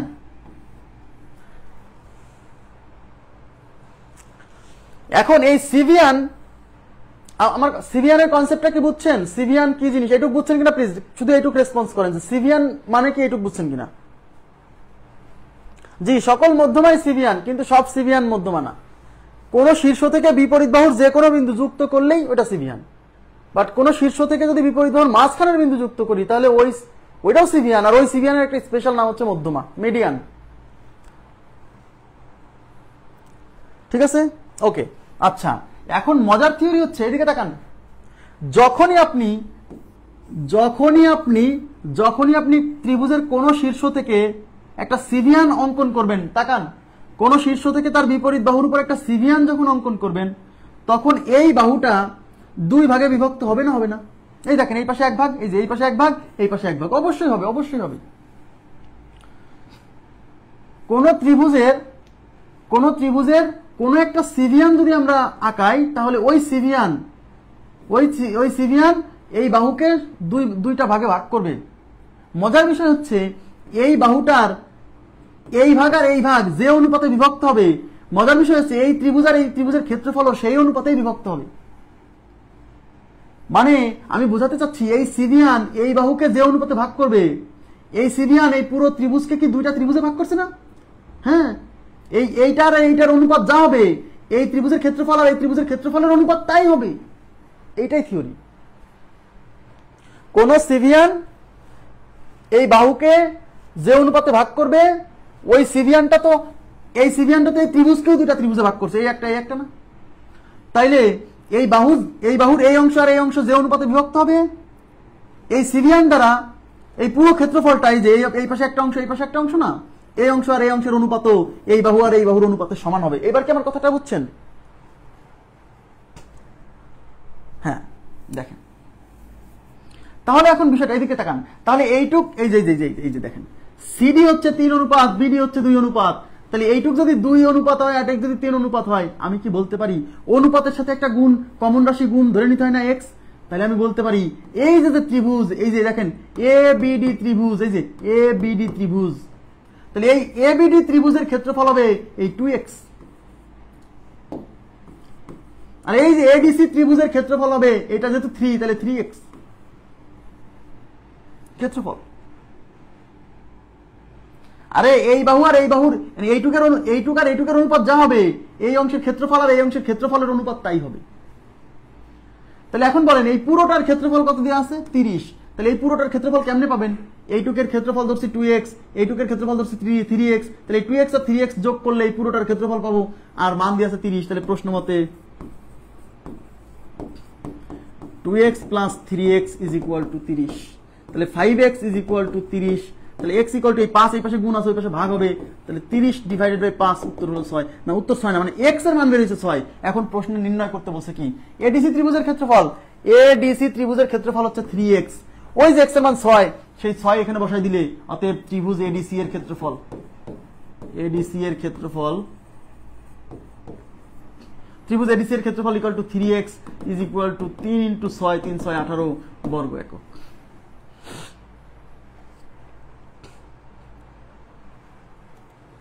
এবার বুঝছেন কিনা বলেন প্লিজ, রেসপন্স করতে হবে।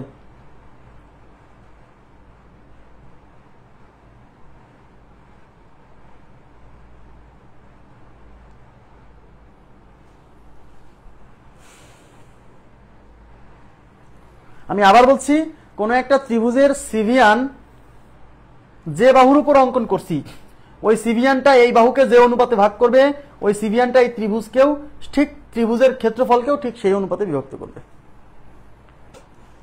ওকে, এবার আমি একটা মজার জিনিস আপনাদেরকে দেখাবো, সেটা হচ্ছে একটু তাকান। আমরা এতদিন পড়ে আসছি যে একটা ত্রিভুজের মধ্যমা ত্রিভুজকে সমান ক্ষেত্রফল বিশিষ্ট দুইটা ত্রিভুজে ভাগ করে, এই থিওরি কিন্তু ওই সিভিয়ানের ওই যে ক্ষেত্রফল বিভক্ত করার যে থিওরি ওখান থেকে আসছে। কিভাবে? এটা যদি মধ্যমা হয়, সরি এটা তো একটা ত্রিভুজ তাই না, এবিসি ত্রিভুজ। এই এবিসি ত্রিভুজের এই এ শীর্ষবিন্দু থেকে এর বিপরীত বাহু এই মধ্যবিন্দু যুক্ত করব, এডি মধ্যমা, এডি মধ্যমা, ঠিক আছে, এডি মধ্যমা। এখন আমাকে বলেন এই মধ্যমা মানে কি? এই মধ্যমা মানে হচ্ছে এই অংশ আর এই অংশের দৈর্ঘ্য সমান না? আমরা কি পড়ছিলাম? মধ্যমা মানে হচ্ছে কোন ত্রিভুজের একটা শীর্ষ থেকে তার বিপরীত বাহুর মধ্যবিন্দুর সংযোগ রেখাংশ, এটা হচ্ছে মধ্যমা। তার মানে মধ্যমা মানে এই অংশের দৈর্ঘ্য আর এই অংশের দৈর্ঘ্য সমান। কেন? কারণ এই বিন্দুটা যে এই বাহুর মধ্যবিন্দু, তাই তো এর নাম মধ্যমা। তার মানে এই পাশের অংশ যদি 1 অনুপাত হয়, এই পাশের অংশ 1 অনুপাত, তার মানে এই বাহুর দৈর্ঘ্য আর এই বাহুর দৈর্ঘ্য সমান। অর্থাৎ এইটুক আর এইটুক যেহেতু সমান, তাহলে আমরা একটু আগে পড়ে আসলাম এটা তো একটা সিভিয়ান, এটা তো মধ্যমা, এই মধ্যমাও তো একটা সিভিয়ান। তাহলে সিভিয়ান কি করে? এই বাহুকে যে অনুপাতে ভাগ করে, এই ত্রিভুজকেও ঠিক সেই অনুপাতে ভাগ করে। তাহলে এই সিভিয়ানটা এই বাহুকে 1:1 অনুপাতে ভাগ করছে, কারণ মান সমান 1, তাই না? তাহলে যেহেতু এই অংশ আর এই অংশের দৈর্ঘ্য সমান, তাহলে এই পাশের ক্ষেত্রফল আর এই পাশের ক্ষেত্রফলের মান সমান হবে। কারণ আমরা একটু আগে তাই পড়ে আসছি যে সিভিয়ান এই বাহুকে যে অনুপাতে ভাগ করে, এই ক্ষেত্রফলকে সেই অনুপাতে ভাগ করে। আশা করি বুঝতে পারছেন। ওকে, নেক্সট।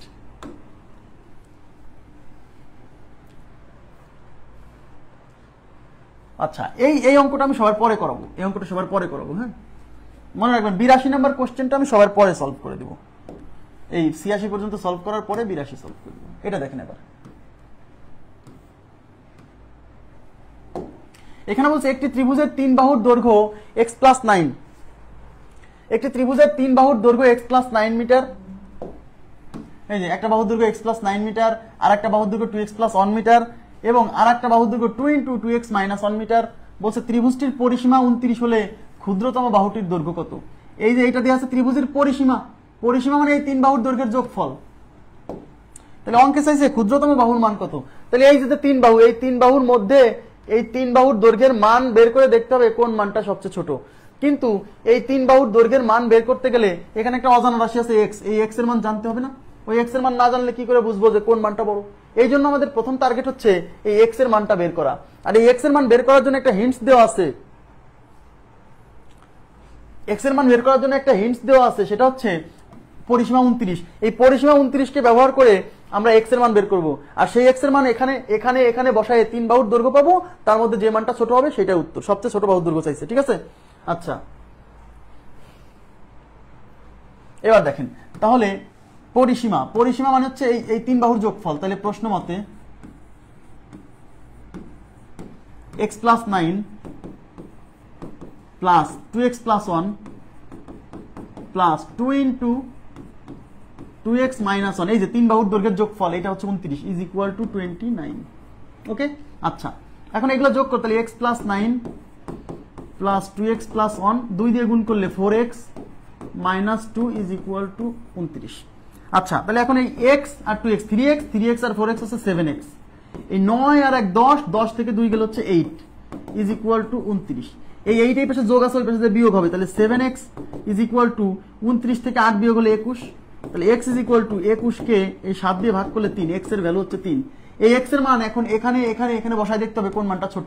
তাহলে x এর মানটা যদি 3 এখানে বসান দেখেন, তাহলে x plus 9 is equal two 3 plus 9 is equal two 12, মানে এক বাহুর দৈর্ঘ্য 12। 2x প্লাস 1 তাহলে 2 ইন্টু 3 প্লাস 1, 3 2 6 আর 7, আর একটা হচ্ছে 2 ইন্টু 2x মাইনাস 1, তাহলে 2 ইন্টু 3 মাইনাস 1, 3 2 6 থেকে 1 গেলে 5, 5 কে 2 দিয়ে গুণ করলে 10, তাহলে আর এক বাহু 10। তাহলে এই তিন বাহুর মধ্যে সবচেয়ে ছোট মান হচ্ছে 7, তাহলে আমাদের উত্তর হচ্ছে 7। তাহলে উত্তর হচ্ছে কত? 7। তাহলে সি নাম্বার অপশন 7 মিটার।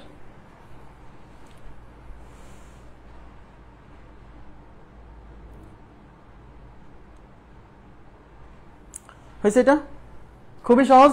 এখানে যেহেতু পরিসীমা দেওয়া আছে, তাই পরিসীমা ইকুয়াল টু 29 বসাই এক্স এর মান বের করছি, সেই এক্স এর মান বসাই দিয়ে দেখছি কোন মানটা ছোট, সেটাই আমাদের উত্তর। নেক্সট দেখেন এখানে কি বলছে, এখানে বলছে একটি ত্রিভুজাকৃতির ভূমির, একটি ত্রিভুজাকৃতির জমির ভূমি হচ্ছে 75 মিটার এবং উচ্চতা হচ্ছে 20 মিটার। বলছে প্রতি বর্গ মিটারে 2 টাকা 2 টাকা হিসেবে ঘাস লাগাতে কত খরচ হবে? সবাই একটু মনোযোগ দিবেন, একটু তাকান। এই যে ত্রিভুজাকৃতির ভূমি, এই ত্রিভুজাকৃতির ভূমি, হ্যাঁ, এখানে ঘাস লাগাবে, এই সব। এখন এখানে ঘাস, জমিতে ঘাস লাগানো মানে কি করা, এটাকে বুঝতে হবে। জমিতে ঘাস লাগানো মানে ত্রিভুজের এই যে ত্রিভুজের ক্ষেত্রফল বলতে কিন্তু এই যে এই জায়গা, এর ভেতরে এই 3 বাহুর মধ্যে যে জায়গাটা না, ওই জায়গাকে বোঝায়, বুঝতে হবে। কিন্তু ক্ষেত্রফল মানে হচ্ছে এই 3 বাহু দ্বারা সীমাবদ্ধ এই যে ভিতরে জায়গা না, এই ভিতরের জায়গাকে বোঝাচ্ছে। মনে করেন ক্ষেত্রফল 30 বর্গ মিটার, মানে বুঝতে হবে এই ভিতরের এরিয়া হচ্ছে 30 বর্গ মিটার, বোঝাচ্ছে, বুঝছেন? তাইলে ঘাস লাগানো মানে এই যে ভিতরে ঘাস লাগানো, এই ভিতরে এরকম করে দেওয়া, বুঝছেন? এই যে ঘাস লাগাই দিলাম, লাল কালারের ঘাস। হ্যাঁ, এখন তাহলে এখন প্রশ্ন হচ্ছে যে ঘাস লাগায় আমরা কি করছি? ঘাস লাগায় আমরা ত্রিভুজের এরিয়াকে ঢেকে দিচ্ছি। আগে বুঝতে হবে, কনসেপ্ট বুঝতে হবে। ঘাস লাগায় আমরা ত্রিভুজের এরিয়াকে ঢেকে দেই। তাহলে এই এরিয়া কতটুকু, মানে এখানে ঘাস লাগাতে কত খরচ হবে সেইটাও জানতে হলে আগে জানতে হবে এটার এরিয়া কত। ঠিক আছে? তার মানে হচ্ছে আমাকে জানতে হবে আগে এর এরিয়া কত। যদি আমি এর এরিয়া জানতে পারি, তারপরে দেখবো যে হ্যাঁ প্রতি বর্গ মিটারে দেওয়া আছে 2 টাকা লাগছে, তাহলে এর এরিয়া যত বর্গ মিটার তত দিয়ে গুণ করতে হবে। খুবই সিম্পল, দেখেন। আচ্ছা, তাহলে এই ত্রিভুজের ক্ষেত্রফল, তাহলে area equal to half into ভূমি। ভূমি কত? ভূমি হচ্ছে 75 ইন্টু উচ্চতা। উচ্চতা কত? উচ্চতা হচ্ছে 20। এই 2 দিয়ে 20 এর মধ্যে 10 বার, 75কে 10 দিয়ে গুণ করলে 750 স্কোয়ার মিটার। এটা হচ্ছে ক্ষেত্রফল। এখন আমরা ঘাস লাগাই মানে হচ্ছে এই ক্ষেত্রফলটাকে ঢেকে দেই। তাহলে প্রতি বর্গ মিটার ক্ষেত্রফল ঢাকার জন্য লাগবে 20 টাকা। ওই যে দেখেন, প্রতি বর্গ মিটারে 2 টাকা হারে ঘাস লাগাতে, 2 টাকা 20 টাকা না, 2 টাকা হারে ঘাস লাগাতে হলে কত খরচ হবে? তার মানে এখানে যে পুরো জায়গা, এই পুরো জায়গা হচ্ছে 750 বর্গ মিটার। তার মধ্যে 1 বর্গ মিটার, এই 1 বর্গ মিটার ঢাকতে লাগে 2 টাকা। তাহলে পুরো 750 বর্গ মিটার ঢাকতে কত টাকা লাগবে? ঐকিক নিয়ম, 1 বর্গ মিটার ঘাস লাগাতে খরচ 2 টাকা, অতএব 750, কারণ মোট ক্ষেত্রফল 750 বর্গ মিটার ঘাস লাগাতে লাগবে 2 ইন্টু 750, 1500 টাকা। তাহলে উত্তর হচ্ছে 1500 টাকা। এই ঐকিক নিয়ম আমি দেখালাম, কিন্তু আপনি পরীক্ষা হলে তো এটা করবেন না। যখনই এই ঘাস লাগানোর অঙ্ক আসবে, শিওর থাকবেন আপনার ক্ষেত্রফল বের করতে হবে। ক্ষেত্রফল বের করে তারপর অঙ্কটা সলভ করতে হবে। ক্লিয়ার?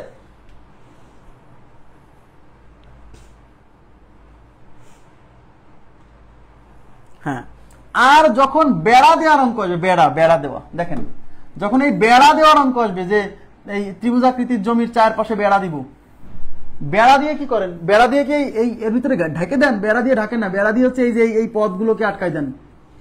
তাহলে বেড়া দিয়ে হচ্ছে আমরা বেড়া দিয়ে এই পথ আটকাই। তাহলে বেড়ার ক্ষেত্রে পরিসীমা এই 3 বাহুর দৈর্ঘ্যের যোগফল। বেড়ার ক্ষেত্রে পরিসীমা আসবে, এগুলো অঙ্ক আসবে, টেনশন করেন না।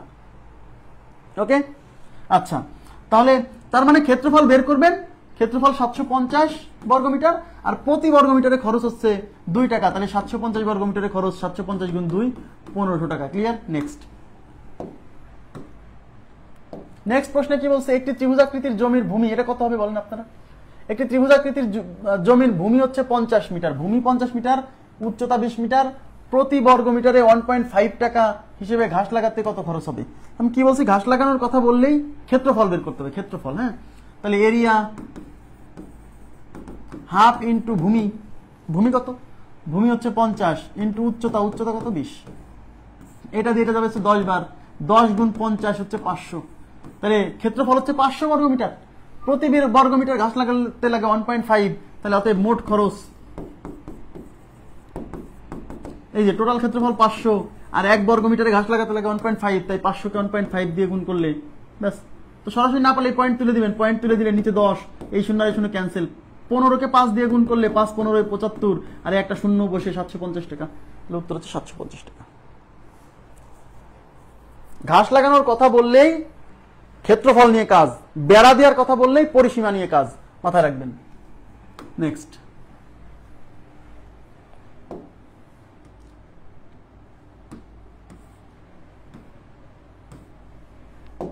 এখানে কি বলছে? এখানে বলছে একটি ত্রিভুজাকৃতির মাঠে প্রতি বর্গমিটারে 2 টাকা হিসেবে ঘাস লাগাতে 1500 টাকা খরচ হয়। মাঠটির উচ্চতা 20 মিটার হলে ভূমি কত? সবাই একটু তাকাবেন। এবার দেওয়া আছে খরচের পরিমাণ, খরচ প্রতি বর্গমিটারে খরচ 2 টাকা প্রতি বর্গমিটার। যখনই বুঝবেন ঘাস লাগাতে খরচ মানে ক্ষেত্রফল ঢাকতে খরচ, পুরো ক্ষেত্রফল ঢাকতে খরচ হচ্ছে 1500 টাকা। বলছে মাঠটির উচ্চতা 20 মিটার হলে ভূমি কত? এবার বোঝেন, ভূমি বের করতে গেলে আমার কি লাগবে আগে এটা জানতে হবে। মনোযোগ দেন প্লিজ। ভূমি বের করতে গেলে আমার আগে কি লাগবে সেটা জানতে হবে। আমরা জানি ক্ষেত্রফলের সূত্রে কি আছে, একটু তাকান।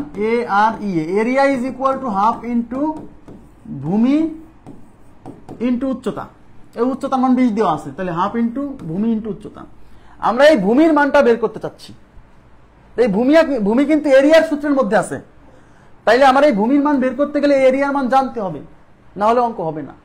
এই এরিয়ার মান মানে ক্ষেত্রফলের মান সরাসরি দেওয়া নাই, বাট এই এরিয়ার মান বের করার জন্য হিন্টস আছে যে পুরো এরিয়া ঢাকতে খরচ হয় হচ্ছে 1500 টাকা এবং প্রতি বর্গমিটারের জন্য খরচ 2 টাকা। তাহলে মোট খরচ 1500 আর 1 বর্গমিটারের খরচ 2 টাকা। তাহলে মোট খরচকে 1 বর্গমিটারের খরচ দিয়ে ভাগ করলে জায়গাটা মোট কত বর্গমিটার মানে ক্ষেত্রফল কত সেটা বের হবে। ঠিক আছে? তাহলে এটা হচ্ছে 750। তার মানে এই 750 হচ্ছে এরিয়া, দেওয়া নাই, বের করে নিলাম। তাহলে এরিয়ার মান 750 is equal to half into এই ভূমির মানটা এক্স ধরলাম যেহেতু বের করবো, ইন্টু হচ্ছে 20। এই 2 দিয়ে এটা যাবে 10 বার, এই শূন্য আর এই শূন্য কাটা, তাহলে এই পাশে থাকলো 75 আর ওই পাশে থাকলো এক্স, তার মানে এক্স এর মান হচ্ছে 75, মানে ভূমির মান হচ্ছে 75। আমি আবার বলছি, প্রতি বর্গমিটারের খরচকে ক্ষেত্রফল দিয়ে গুণ করলে মোট খরচ পাওয়া যায়। তাহলে মোট খরচকে প্রতি বর্গমিটারের খরচ দিয়ে ভাগ করলে টোটাল এরিয়া পাওয়া যায়, ক্ষেত্রফল পাওয়া যায়। ক্লিয়ার? নেক্সট। আচ্ছা, নেক্সট নাই। আমি আপনাদেরকে এখন এখানে একটা অঙ্ক রেখে গেছি আমরা। আচ্ছা, এই যে খুবই সহজ অঙ্ক, কিন্তু কনসেপ্ট বুঝতে হবে। 5-7 মিনিট লাগবে খালি কনসেপ্ট বোঝাতে। সবাই মনোযোগ দিয়ে একটু ধৈর্য ধরে লেগে থাকতে হবে। হ্যাঁ, সবাই একটু মনোযোগ দেন প্লিজ। খুবই আমার কাছে লিখিত পরীক্ষার জন্য এই কোশ্চেনটা খুবই ইম্পর্টেন্ট, খুবই গুরুত্বপূর্ণ। প্রিলিতে আসা উচিত না, তাও যদি চলে আসে কিছু বলার নাই। বেড়া দেওয়ার ম্যাথও আছে ভাই, অন্য কোনো জায়গায় আছে হয়তো, পরিমিতি জ্যামিতি পরিমিতিতে একসাথে ক্লাস হচ্ছে। হ্যাঁ, বেড়া দেওয়ার ম্যাথও আছে, সবই পাবেন, একটু ওয়েট করতে হবে। দেখেন, একটি সমবাহু ত্রিভুজের ভেতরে এক বিন্দু নেওয়া হলো। একটা সমবাহু ত্রিভুজ, তাকান, একটা সমবাহু ত্রিভুজ। কেমন ত্রিভুজ? সমবাহু ত্রিভুজ। এই সমবাহু ত্রিভুজের ভেতরে মানে ত্রিভুজের মাঝে কোথাও একটা বিন্দু নেওয়া হলো।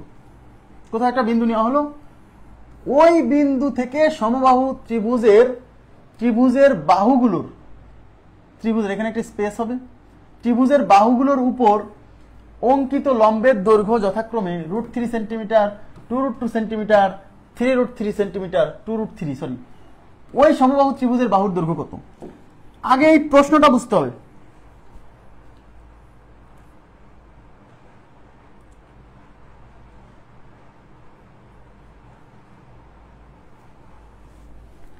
একটি সমবাহু ত্রিভুজের ভেতরে একটা বিন্দু নেওয়া হলো, সমবাহু ত্রিভুজ। সবাই একটু তাকান, আমি একটু অঙ্কটা খুবই মানে খুবই গুরুত্বপূর্ণ, কিন্তু বোঝা লাগবে, থিওরিটা আগে বুঝতে হবে। সমবাহু ত্রিভুজ, হ্যাঁ এই যে এটা একটা সমবাহু ত্রিভুজ, আমরা এই ত্রিভুজের নাম দিলাম এবিসি। সমবাহু ত্রিভুজের 3 বাহুর দৈর্ঘ্য সমান। কোশ্চেনে কিন্তু ওই সমবাহু ত্রিভুজের বাহুর দৈর্ঘ্য বের করতে বলছে, মানে এই বাহুর দৈর্ঘ্য কত। আমরা ধরে নিচ্ছি এই সমবাহু ত্রিভুজের এই বাহুর দৈর্ঘ্যগুলো এ, প্রত্যেক বাহুর দৈর্ঘ্য এ, আমি জানি না, এ ধরলাম। হ্যাঁ, এইবার বলছে এই সমবাহু ত্রিভুজের মাঝে কোথাও একটা বিন্দু নেব। দেখেন সমবাহু ত্রিভুজের ভেতরে ভেতরে এক বিন্দু নেওয়া হলো, একটি বিন্দু নেওয়া হলো, এক বিন্দু নেওয়া হলো, মানে একটি বিন্দু নেওয়া হলো। ভিতরে কোথায় নেবেন? নেন এক জায়গা, নেন।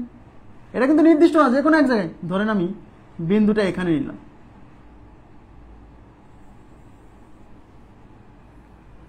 এইবার বলছে ওই বিন্দু থেকে, ওই বিন্দু মানে কোন বিন্দু? এই যে ভিতরে যে বিন্দুটা নিছি, ওই বিন্দু থেকে সমবাহু ত্রিভুজের বাহুগুলোর, এখানে একটা স্পেস হবে, হ্যাঁ, ত্রিভুজের বাহুগুলোর উপর অঙ্কিত লম্বের দৈর্ঘ্য, এই বিন্দু থেকে এই যে 3 বাহু আছে না, এই 3 বাহুর উপর অঙ্কিত লম্বের দৈর্ঘ্য যথাক্রমে √3, 2√3, 3√3। তাহলে এই বিন্দু থেকে এই বাহুর উপর অঙ্কিত লম্বের দৈর্ঘ্য, এই যে লম্ব, কিন্তু আবার বলছি লম্ব, এই যে √3। এই বাহু থেকে এই বিন্দু থেকে এই বাহুর উপর অঙ্কিত লম্বের দৈর্ঘ্য, এই লম্ব, এটা হচ্ছে 2√3। যদিও আমার মানে এটা ভালো হলো না। এই বাহু থেকে এই বাহুর উপর অঙ্কিত লম্বের দৈর্ঘ্য, এটা ধরলাম √3, মানগুলো একটু দেখতে যাতে প্রাসঙ্গিক মনে হয়। এই বাহু থেকে এই বাহুর উপর অঙ্কিত লম্বের দৈর্ঘ্য, এটা হচ্ছে 2√3। এই বিন্দু থেকে এই বাহুর উপর অঙ্কিত লম্বের দৈর্ঘ্য, এটা হচ্ছে 3√3। আমাকে এখন বলেন, আমি এখন পর্যন্ত যতটুকু বুঝাইছি এইটুক বুঝছেন কিনা সেটা বলেন। এইটুক বুঝছেন কিনা? যতটুকু বুঝাইছি এইটুক বুঝছেন কিনা বলেন প্লিজ, কাইন্ডলি রেসপন্স করতে হবে। অঙ্কটা খুবই ট্রিকি।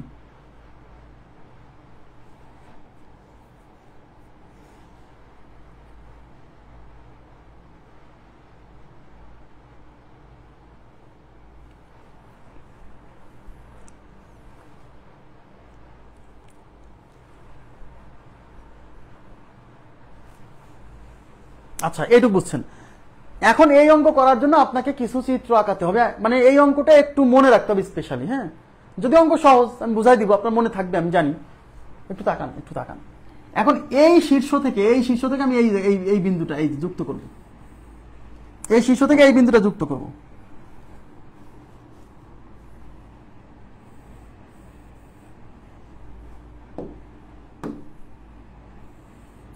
এবার এই শীর্ষ থেকে এই বিন্দুটা যুক্ত করব, এবার এই শীর্ষ থেকে এই বিন্দুটা যুক্ত করব।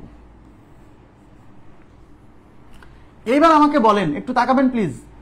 আমি এখন এই মাঝখানের যে বিন্দুটা না, এই মাঝখানের বিন্দুর নাম দিলাম ও, মাঝখানের বিন্দুর নাম দিলাম ও, যে বিন্দুটা আমরা মাঝখানে ধরে নিয়েছিলাম ওইটার নাম দিলাম হচ্ছে ও। এখন আমাকে বলেন তো, আমি যদি বলি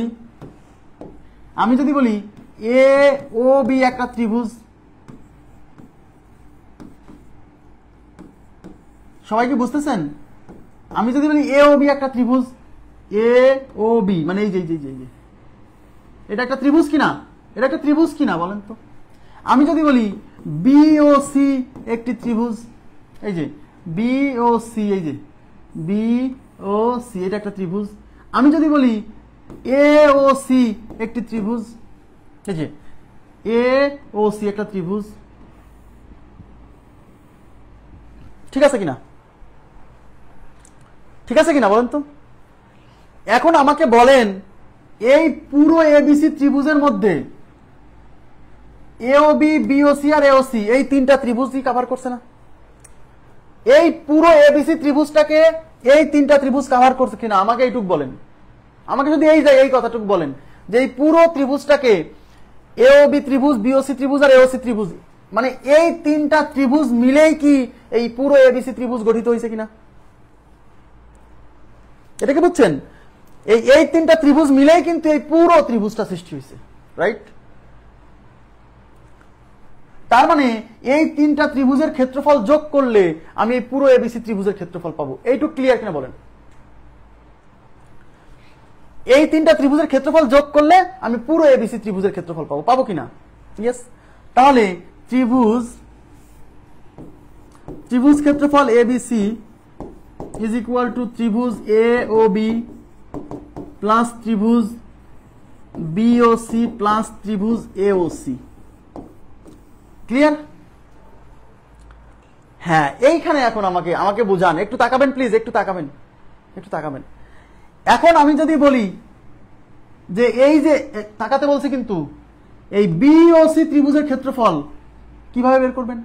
ত্রিভুজের ক্ষেত্রফল কি? হাফ ইন্টু ভূমি ইন্টু উচ্চতা, রাইট। তাহলে বিওসি ত্রিভুজের ক্ষেত্রে ভূমি যদি আমি এইটাকে ধরি, তাহলে উচ্চতা কি হবে? এর বিপরীত শীর্ষ, মানে এখান থেকে এর উপর অঙ্কিত লম্বের দৈর্ঘ্য। ইয়েস, এটা কিন্তু লম্বের দৈর্ঘ্য, এই যে বলা আছে দেখেন, এই বিন্দু থেকে এই যে এটা আঁকাইছিলাম, এটা কিন্তু এর উপর লম্ব ছিল।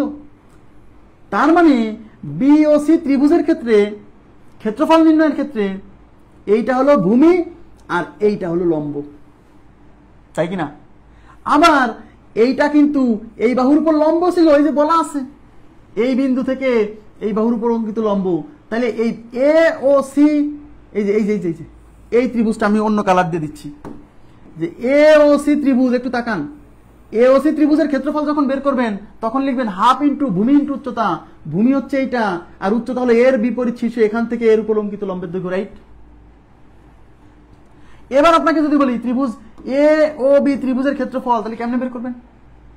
তাহলে হাফ, এখানে এই যে এ ও বি এই ত্রিভুজের ক্ষেত্রে ক্ষেত্রফল কি হবে? হাফ ইন্টু, এটা হলো ভূমি আর উচ্চতাকে, এটা হলো ভূমি আর উচ্চতা, মানে হচ্ছে এই ভূমির এই বিপরীত শীর্ষ থেকে এর উপর অঙ্কিত লম্বের দৈর্ঘ্য, মানে এটা। তার মানে হচ্ছে একটু তাকাবেন প্লিজ। তার মানে হচ্ছে ত্রিভুজ এ ও বি, এই যে ত্রিভুজ এ ও বি এর ক্ষেত্রফল, ত্রিভুজ এ ও বি এটার ক্ষেত্রফল মানে কি? হাফ ইন্টু ভূমি মানে কিন্তু এই বাহু মানে এ, ইন্টু উচ্চতা মানে এই যে একটু 3√3 প্লাস ত্রিভুজ বিওসি, বুঝছেন?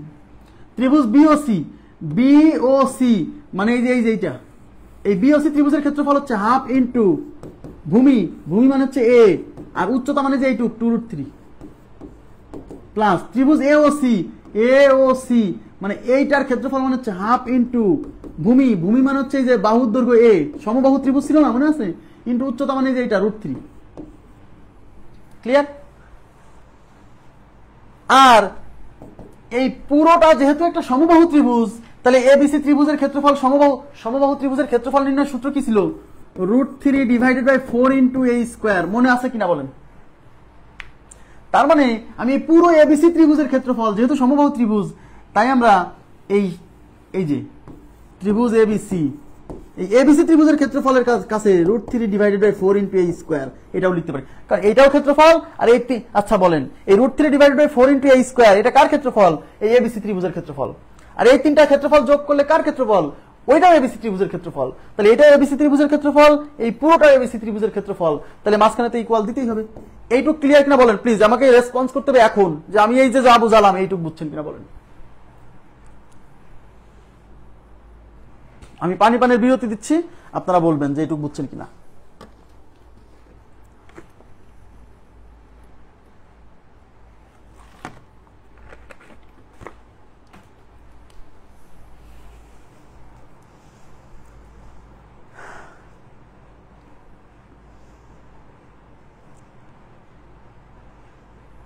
আচ্ছা, ক্লিয়ার বলছেন।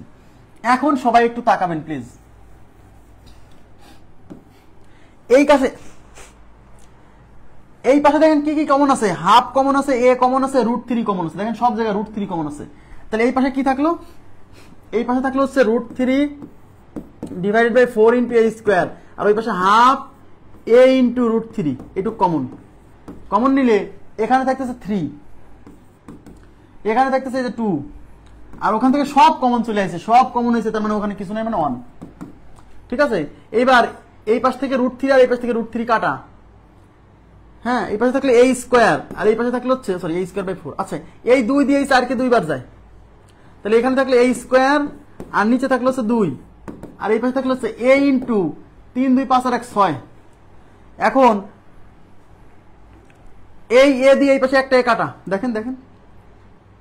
আচ্ছা, এই পাশে থাকলে a স্কোয়ার, এই আর গুণ করলে এই পাশে 6a, এই 2 এই পাশে গুণ হয় 2, তাহলে a স্কোয়ার। আচ্ছা বাদ দেন, এই এ দিয়ে একটা এ কাটলে এই পাশে এ থাকবে, এই এ দিয়ে একটা এ কাটা, আর এই পাশে 6 দুগুণী 12, বুঝছেন? তাহলে এর মান 12, তার মানে এই ত্রিভুজের বাহুর দৈর্ঘ্য 12। খুবই ইম্পর্টেন্ট কোশ্চেন, বিশেষ করে লিখিত পরীক্ষার জন্য। তবে যারা ভালো, এটা কেমন প্রশ্ন, মানে এই প্রশ্নটা আপনি কি করে বুঝবেন? যখনই দেখবেন যে এরকম একটা সমবাহু ত্রিভুজের ভেতরে একটা বিন্দু নেওয়া হলো, এই ভেতরে একটা বিন্দু নেওয়া হলো, তারপর বলছে ওই বিন্দু থেকে সমবাহু ত্রিভুজগুলোর উপর অঙ্কিত লম্বের দৈর্ঘ্য √3, 2√3, 3√3, এই টাইপের কোশ্চেন আসলে এইভাবে সলভ করতে হবে। পুরো ত্রিভুজের ক্ষেত্রফল একবারে লিখতে হবে, আর মাঝখানে যে 3টা ত্রিভুজ সৃষ্টি হয়েছে এই 3টা ত্রিভুজের ক্ষেত্রফল যোগ করে দিয়ে সমান করে অঙ্কটা সলভ করতে হবে। ওকে, নেক্সট প্রশ্নে চলে যাচ্ছি। ত্রিভুজের ক্ষেত্রফল এখানে মোটামুটি সমাপ্ত বলা চলে, পরবর্তীতে আরো কিছু আসবে। এখন আমি আপনাদেরকে একটা অঙ্ক বহুভুজে রেখে আসছিলাম। বহুভুজে আমি একটা ক্ষেত্রফলের রিলেটেড একটা কোশ্চেন ছিল, সেই কোশ্চেনটা সলভ করতে পারিনি, এখন বহুভুজের ওই প্রশ্নটা সলভ করে দিব। এই যে সিভিয়ান কালকে পড়াবো, এখানে একটা কোশ্চেন আছে। আরে সেই বহুভুজের সেই কোশ্চেনটা কই?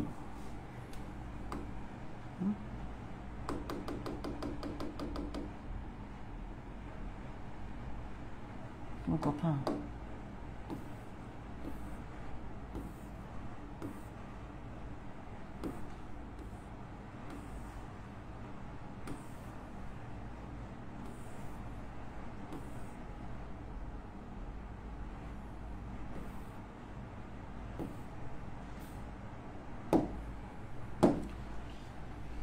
আচ্ছা, এই যে ডিউ ম্যাথ আমি লিখে রাখছি, ডিউ ম্যাথ পলিগন মানে হচ্ছে বহুভুজের একটা ম্যাথ বাকি ছিল, সেই ম্যাথটা করাতে পারিনি, এখন করাই দিব। ঠিক আছে, 29 নাম্বার কোশ্চেন দেখবেন। এই বহুভুজের ক্লাস নেওয়ার সময় এই 29 নাম্বার কোশ্চেনটা আমরা সলভ করে দেইনি, হ্যাঁ, কারণ এটা আমি ক্ষেত্রফলের সাথে রিলেটেড তো, তাই ওই সময় সলভ করাতে পারিনি, চাইলেও করাতে পারতাম না।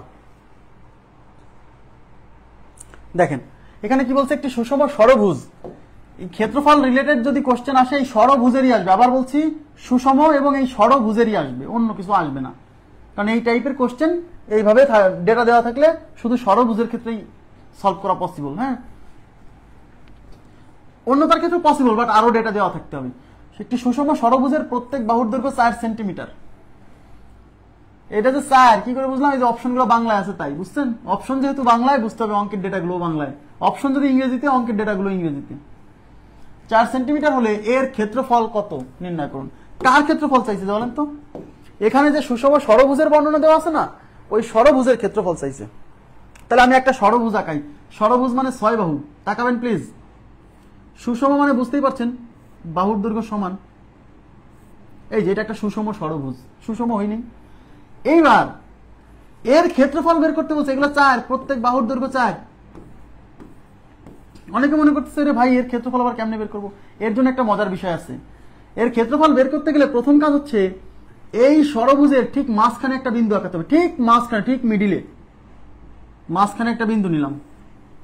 বিন্দু নিয়ে এই ষড়ভুজের 6 কোণা যোগ করতে হবে। এই বিন্দু থেকে 6 কোণা যোগ করব, এই কোণা, এই কোণা, এই যে 6 কোণা যোগ করব, এই কোণা, এই কোণা, এই কোণা, এই কোণা, এই যে 6 কোণা যোগ করলাম। 6 কোণা যোগ করলে একটু তাকাবেন, আমাকে বলেন তো এই কোণের মানটা কত?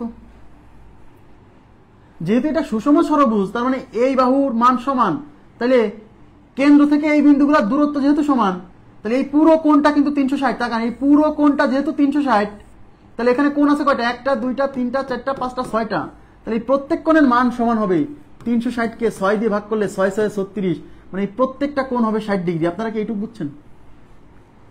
ভিতরে এই কোণটা 60 ডিগ্রি, এই কোণটা 60, প্রত্যেকটা কোণ 60 ডিগ্রি। ক্লিয়ার হয়েছে কি? এই ব্যাপারটা ক্লিয়ার হয়েছে? এই কোণটা 60 ডিগ্রি। এখন বিষয়টা হচ্ছে, একটু তাকাবেন প্লিজ, মূল বিষয়টা কিন্তু এখন, হ্যাঁ, এইখান থেকে এই দূরত্ব আর এই দূরত্ব সমান, কারণ এটা তো সেন্টার থেকে প্রত্যেক কোণার দূরত্ব সমান হবে। তাহলে এই দূরত্ব আর এই দূরত্ব সমান মানে কি? এই বাহুর দৈর্ঘ্য আর এই বাহুর দৈর্ঘ্য সমান। তাহলে এই যে এটা একটা ত্রিভুজ না? একটু তাকাবেন তো, এটা কি একটা ত্রিভুজ না? এই যে এটা একটা ত্রিভুজ না? ত্রিভুজ না? তাইলে এই বাহু আর এই বাহুর দৈর্ঘ্য যেহেতু সমান, আমরা জানি সমান সমান বাহুর বিপরীত কোণ সমান হয়, তাহলে এই বাহুর বিপরীত কোণ এইটা আর এই বাহুর বিপরীত কোণ এইটা, এই দুটার মান সমান হবে, সমান হবে। তার মধ্যে এইটার মান যেহেতু 60 আর এই 3 কোণের সমষ্টি 180, তাহলে এইটুক যদি এই কোণ আর এই কোণ আর এই কোণ মিলে তো 180, ত্রিভুজের 3 কোণের সমষ্টি 180 না, তো এটা তো ত্রিভুজ। তার মধ্যে এটা যদি 60 হয় তাহলে এইটুক আর এইটুক মিলে কত হবে? 180 মাইনাস এই 60, তার মানে 120। এই 120 এর আবার এইটুক আর এইটুক সমান, তাহলে 2 দিয়ে ভাগ করলে তার মানে এইটুকুও 60, এইটুকুও 60। আমার কথা কি বুঝছেন? তার মানে এই কোণ এই কোণ এই কোণ 3 কোণই 60, তার মানে এইটা একটা সমবাহু ত্রিভুজ। এইটুক বুঝছেন কিনা বলেন? তাহলে এটা একটা সমবাহু ত্রিভুজ। তাহলে এইটুক যদি 4 সেন্টিমিটার হয় তাহলে এইটুকু 4, এইটুকু 4। আর সমবাহু ত্রিভুজের ক্ষেত্রফল কত? √3 divide by 4 into a square. A মানে বাহু, আর এই বাহুর দৈর্ঘ্য এখানে কত? এই যে এটার ক্ষেত্রফল বের করতেছি 4। তাহলে √3 বাই 4 ইন্টু 4 স্কোয়ার। এইটুকু কার ক্ষেত্রফল? এইটুকু হচ্ছে এইটার ক্ষেত্রফল। তাহলে পুরো ষড়ভুজের ক্ষেত্রফল কেমনে পাবেন? এরকম ত্রিভুজ ষড়ভুজের মধ্যে 6টা আছে, 1টা 2টা 3টা 4টা 5টা 6টা। তাহলে এই একটার ক্ষেত্রফলকে 6 দিয়ে গুণ করা মানে, কারণ এইটাও যেমন ত্রিভুজ, এই প্রত্যেকটাই তেমন ত্রিভুজ, এই প্রত্যেকটাই তেমন ত্রিভুজ। তাইলে ষড়ভুজের ক্ষেত্রফল হবে এই একটার ক্ষেত্রফলকে 6 দিয়ে গুণ। আমার কথা কি বুঝছেন? তাহলে 6 into √3 divided by 4 into 4 square 16। এই 4 দিয়ে এটা যাবে 4 বার। এই 4 আর 6 গুণ করলে 4 6 24, আর সাথে আছে √3, তাহলে 24 √3। উত্তর হচ্ছে 24 √3। উত্তর 24 √3। কথা কি বুঝছেন?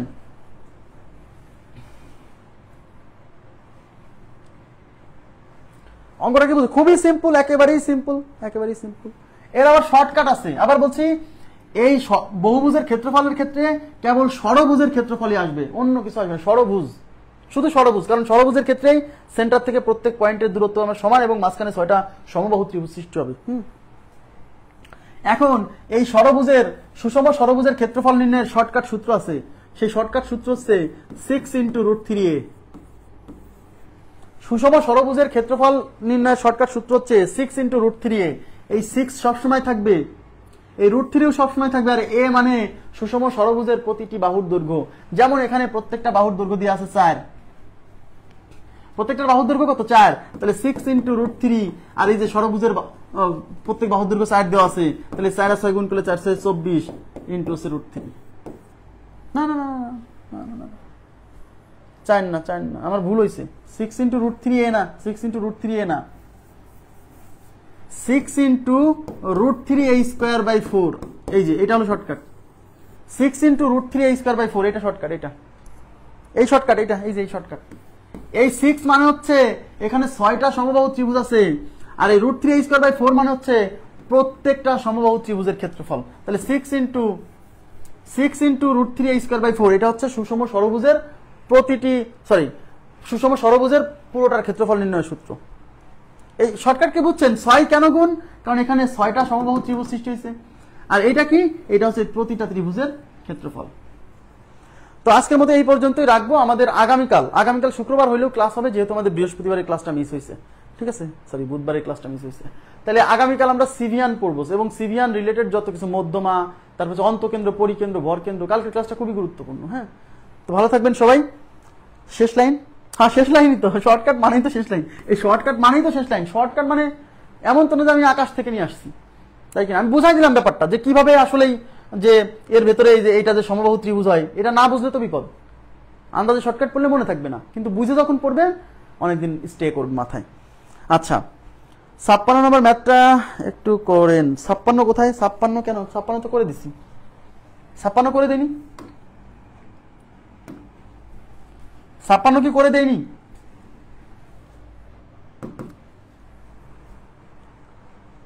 56 করে দেয়নি?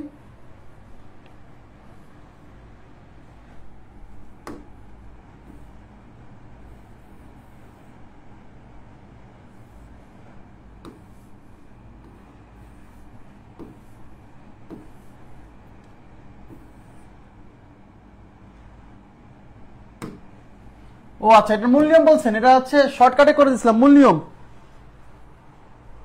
এটা মূল নিয়ম করাবো না এখানে, এটা এখানে করাবো না, বিশাল বড়, এই জন্য হোমওয়ার্ক দিছিলাম। এবং কয়েকজন না, বেশ কয়েকজন আমাকে হোমওয়ার্কের ছবি দিছে। আমি এইটা পোস্ট করবো নি প্রয়োজনে, ওই ছবিটা পোস্ট করবো নি, আপনারা দেখেন সলিউশনটা মিলাই নিন। ঠিক আছে, তাদের সলিউশনটা ঠিক আছে। এটা প্রিলিতে আসলে ওই শর্টকাট না, মানে যেভাবে চিত্র আঁকায় করে দিছিলাম ওইভাবেই করতে হবে। আর মূল নিয়ম যদি আসে লিখিত পরীক্ষা আসতে পারে, আমি ছবি পোস্ট করে দিবনি। আমাকে এই হোমওয়ার্কটা করে অনেকেই পাঠাইছে। তো ঠিক আছে, ভালো থাকবেন সবাই, আজকের মতো এই পর্যন্ত রাখছি। আল্লাহ হাফেজ, শুভরাত্রি।